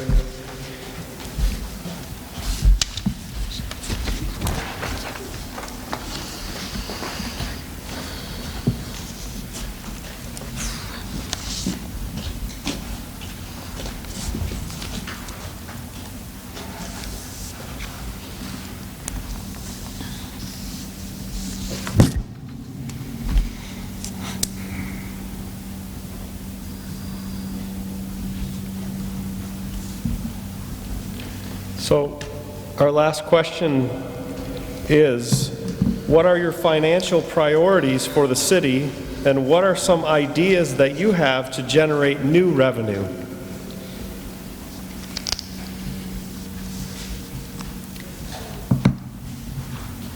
You saved the hardest one for last, didn't you?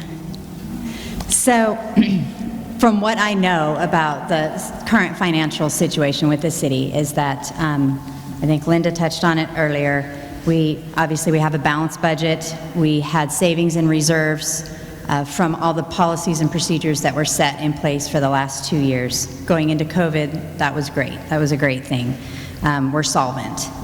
I personally aim to sink my teeth into the budget. I'm a frugal, I don't like that word. I'm fiscally conservative. I'm frugal.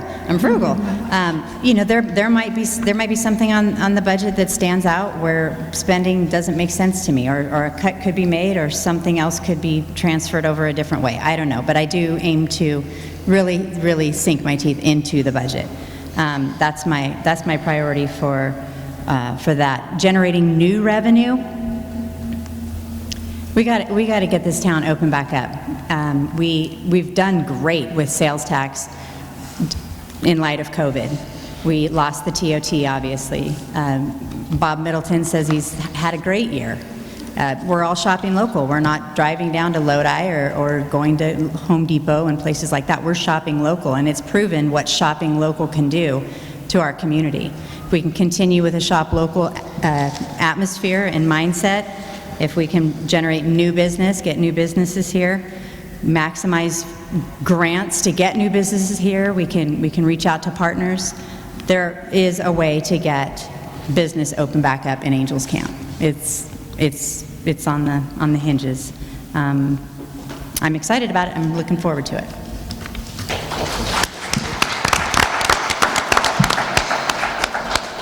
Thank you, Jennifer. Next up, we would like to hear from Gretel. Gretel, what are your financial priorities for the city, and what are some ideas that you have to generate new revenue? Okay, from what I've heard in the last 2 months, once I decided to run for city council, and I've talked to the city and I've talked to different people, is that we are really understaffed in areas, and that we're, always crying broke. And so I would like to not have to hear that. I mean, I would like us to not have to be like, oh, we don't have the money for this, we don't have the money for that. So somehow, some way, and I think the city staff has done a really great job, especially through the COVID, because that has been an outrageous hit. But there has to be a way that we can staff properly, handle the retirement issues, and make the city run properly without hearing the city's broke, the city's broke. I don't like the sound of that. So I would like to work on that. As far as new ideas, I would love to try and make this a walking town. I love that everybody loves, we have such a walking community here. If we had, the sidewalks are a fantastic addition, and the whole town should be paved in sidewalks at some point.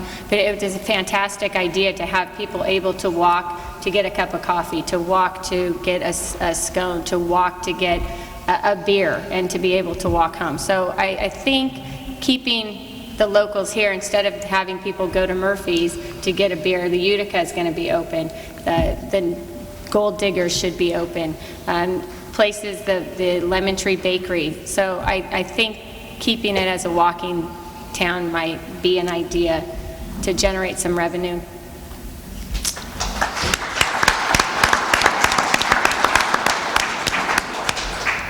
Thank you, Gretel. Linda, we'd like to hear from you next. What are your financial priorities for the city, and what are some ideas that you have to generate new revenue? Well, one thing is increasing the sales tax, and one thing that will help that is like Frog Jump Plaza. There's a thought of expanding in the back and having more shops there in the back, which will bring in more sales tax. It's something that isn't going to interfere with a lot of the rest of the downtown, because it would be in the back, and Foundry Lane would be a cut into that center. So that would be one way to raise the sales tax. After learning about our big, the larger stores are maybe a disadvantage, we'd have to be careful about the big box stores and take a thought about that. So that's one thing I think we have to increase. To increase our sales tax, we have to increase businesses. TOT, I've already mentioned that, yes, upping the tourism and so on. We also increase grants. The Calaveras Council of Governments works with the state and transportation. The state gives money, and we received lots of money for sidewalks. So grants are great. We always are going out for grants. We're really good at that. So also, what we can do is save some money, like UWPA. The state has been very difficult with the smaller water districts, and there's maybe a hope for the future that we can start getting something through a program called REMAT that is associated with a PG&E. So that would be a way right now where the city is carrying UWPA right now, because electricity is going solar and they're not selling as much water, the electricity through the water district. So that is a complication, and when we hit something like that where we're taking $200,000, $300,000, $400,000 from our budget, so that we have to look at how can we do that. We found a way of sort of working the CVB with the museum. Putting the two together saved us some money, and we can sort of still help the Visitors Bureau to help us with our tourism, and at the same time you have the museum functioning. So there are ways to do it, and COVID has kind of set us back, but there are ways to do it. Thank you, Linda. Thank you, Linda. Next, we'd like to hear from Kara Scott. Kara, what are your financial priorities for the city, and what are some ideas that you have to generate new revenue? Well, as a small business owner, I'm actually a numbers nerd. I love dealing with the money and where money's going. It's kind of like, it's like a puzzle. So part of it is getting in there. We don't know what the books look like as we're coming into a new thing, but one of the things I've learned from listening to being a part of the city council, the Zoom meetings and stuff, is luckily we haven't been at this point affected too much by the COVID. We've lost the TOT tax, but luckily a lot of our businesses were essential, so we were still receiving the revenue there. Then also sales tax. We've all talked about bringing businesses here. How can we bring businesses here? That would be a huge part, is bringing the sales tax here. We spend so much of our money in Sonora, or even going over to Amador, and it's not staying here. I did learn also, though, that shopping at Amazon, I did not realize that we get the sales, part of the sales tax for here. And one of the things that Linda just touched up on, I didn't know all the details, but that was one of my thoughts, was the negotiations for the power that the water was generating. Where are we on that? Are we in a contract there? Is that a way that we can bring in money by selling the power off to a higher price? So those are just some of the things I was thinking.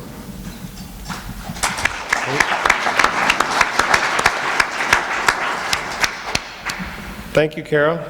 And last, we would like to hear from Jeremy. What are your financial priorities for the city, and what are some ideas that you have to generate new revenue? I'd kind of like to echo pretty much everyone's statements, even, you know, Jen and Gretel's, and then on the budget. And I'm still going through the current budget right now, and getting up to speed with it. I'd like to, you know, I know we can rely on our city staff to get us up to speed on that as well for any other questions, because for the four of us that aren't, you know, they're new to the race, there's a huge learning curve for us with that as well, you know, to learn that. I'd like to be able to sit down with many of our successful business owners here in town, and a lot of them are here tonight, on their thoughts and what's worked for them, you know, keeping their businesses going for many, many years here. Tourism is huge, and with Martin Hubbardy back there at our Visitors Bureau, he's got a lot of great ideas coming for the future for us, and bringing people to Angels Camp in Calaveras County. There's some exciting things in the works that, you know, we're pushing for. Like Jen said too, you know, shop local. We have to support our mom and pops, keep our money here in town, and do the best we can. That's about it. You know, let's keep it local.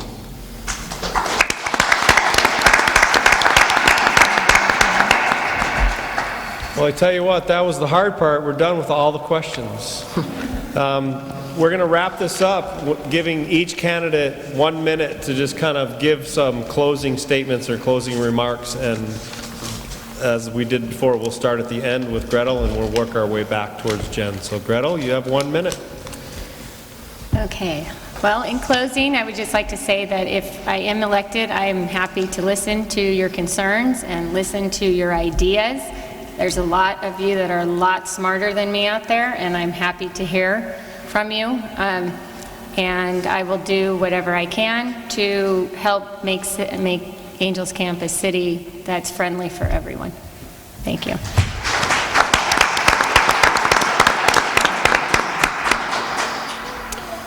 Kara Scott, we'll hear from you, please. Again, thank you for coming out, and thank you for the Business Association and Destination Angels for putting this event on. One of the things that has been great is I did have the privilege of touring the water and sewer plant. I've met with Destination Angels Camp, just doing different things to find out more about how this city works, and I was really excited about it. It's a lot of learning to do, and it's something that I would be willing and loving to take on if you consider me for a candidate. I think that's really it. I had so much more on. Anyway, thank you.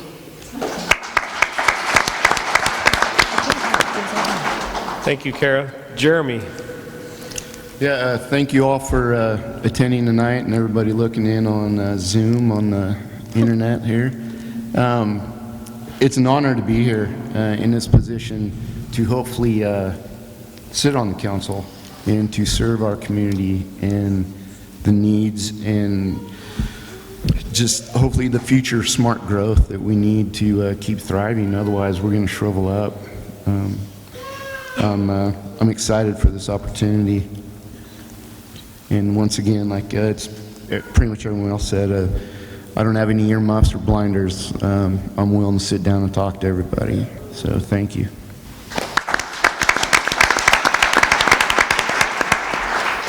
Thank you, Jeremy. Linda? Yes, first I'd like to thank DAC and APTA for putting this on, and for all of you for coming, because that's really good. It's a good turnout. But I also want to tell you that we have a city staff that has worked so hard and is fabulous. Our fire, our police are above board. They're just, super. And so we have a lot to be grateful for. Public Works, and I hate to keep naming these because if I leave somebody out, but just know that everyone who works in the city, they're very dedicated, and I've always been very impressed with how much they give, and I'm very grateful to them. You might want to consider keeping me on the city council. Continuity could be a helpful thing, and one of the reasons I'm running is that we are going to have 4 positions open on the city council, because we're going to also appoint someone to replace Amanda Follendorf. So anyway, so I would like to continue on. The main reason I'm running is to continue on to have the continuity so that we wouldn't have everybody fresh and new except for Alvin Brolio, who's great, but he's only under 2 years in. So if hope you can consider my candidacy.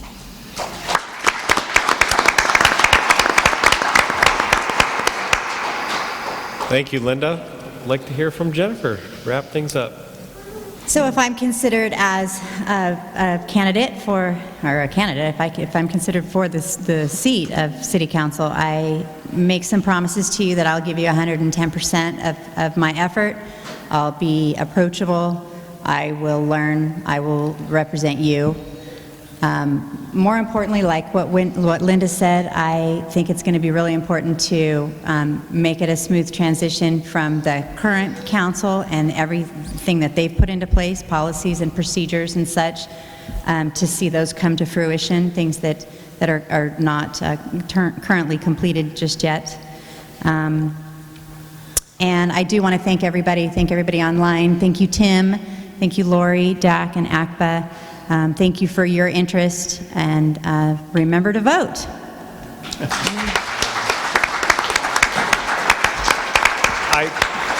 Thank you for that segue, by the way, too, because the last thing that we would like to do is invite our county clerk recorder, Rebecca Turner, up here to talk a little bit about voting. So, Rebecca, if we could get you to step up here for a few minutes, and then we'll wrap things up.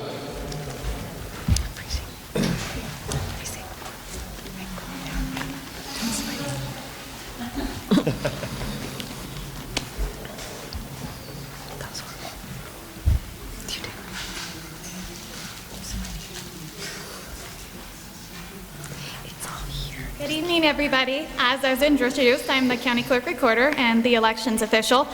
So I want to be really brief because I know you guys are tired and it's getting late. I'm mainly here just to answer any questions that you might have about the election.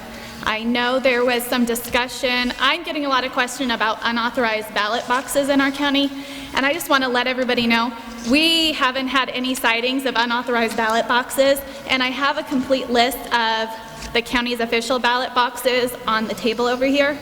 And if you have any concerns if a ballot box is supposed to be placed there or not, most likely it is supposed to be there. It says Calaveras County on it. And if you have questions about it, let us know. We're answering a lot of them right now. And I don't have a lot to say. That's the biggest question I'm getting. If you're concerned about your ballot getting to us, you can look it up on our website at Calaveras County Elections. Just look it up and it's on our main page. And you can look at the status of where your ballot's at. Sorry, I am like out of breath already. I shouldn't have ran after all.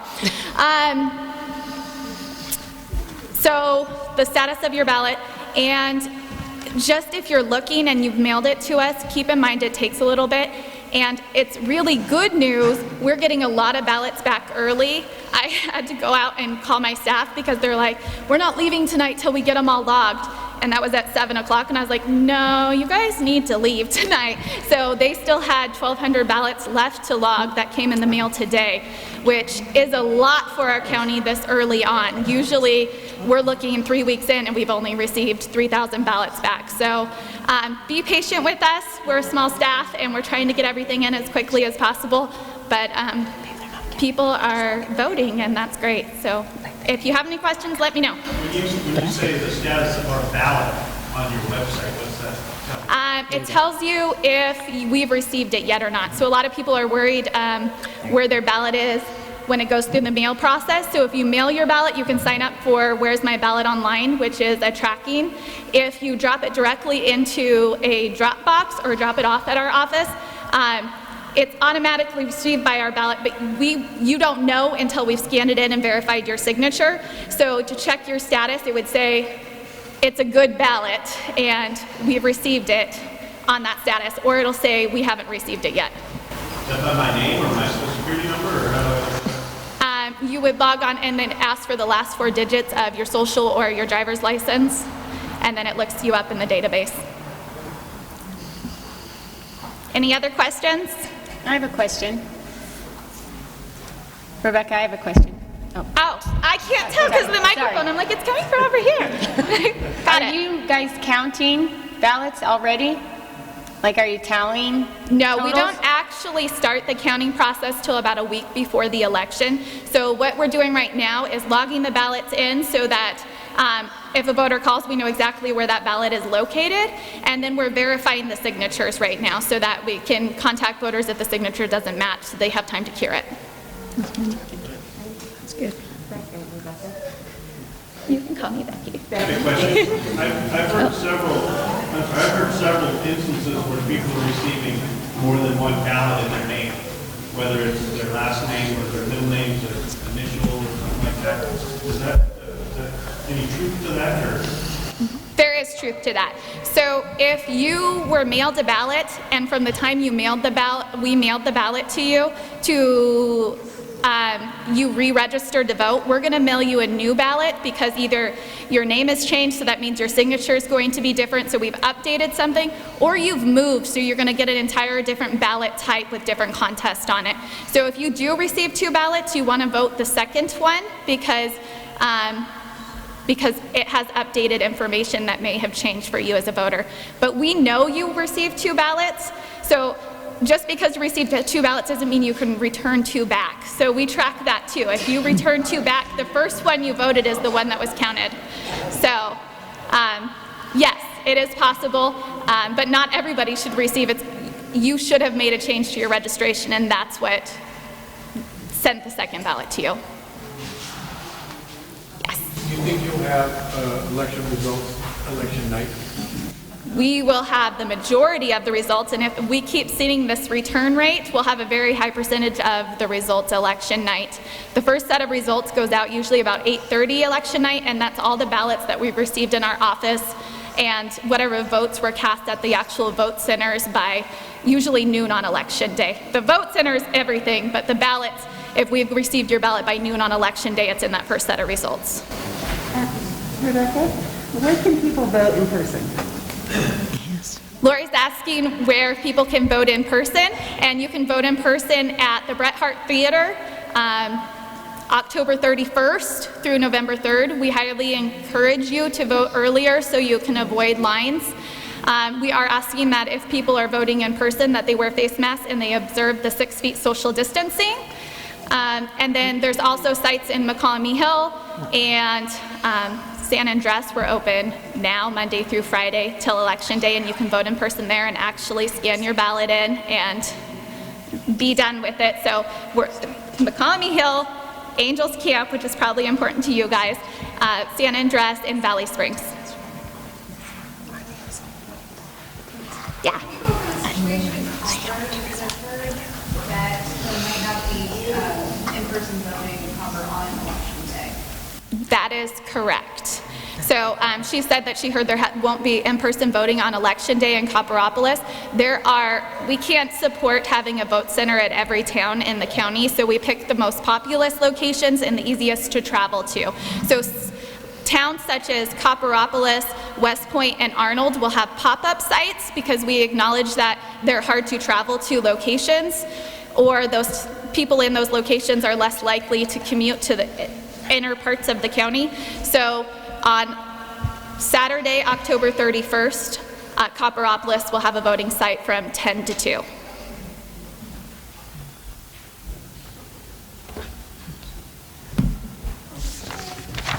Any other questions? All right. Thank you, Rebecca.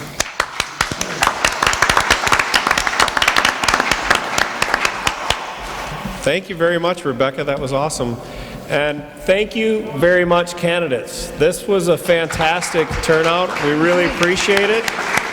On behalf of Destination Angels Camp and the Business Association of Angels Camp, I would like to thank each and every one of you for coming. Little housekeeping thing, if you wouldn't mind, if you have some time to grab one of your chairs and help us put that back. We have volunteers that are going to do that, but we'll all get home earlier if you all pitch in. So thank you very much for coming.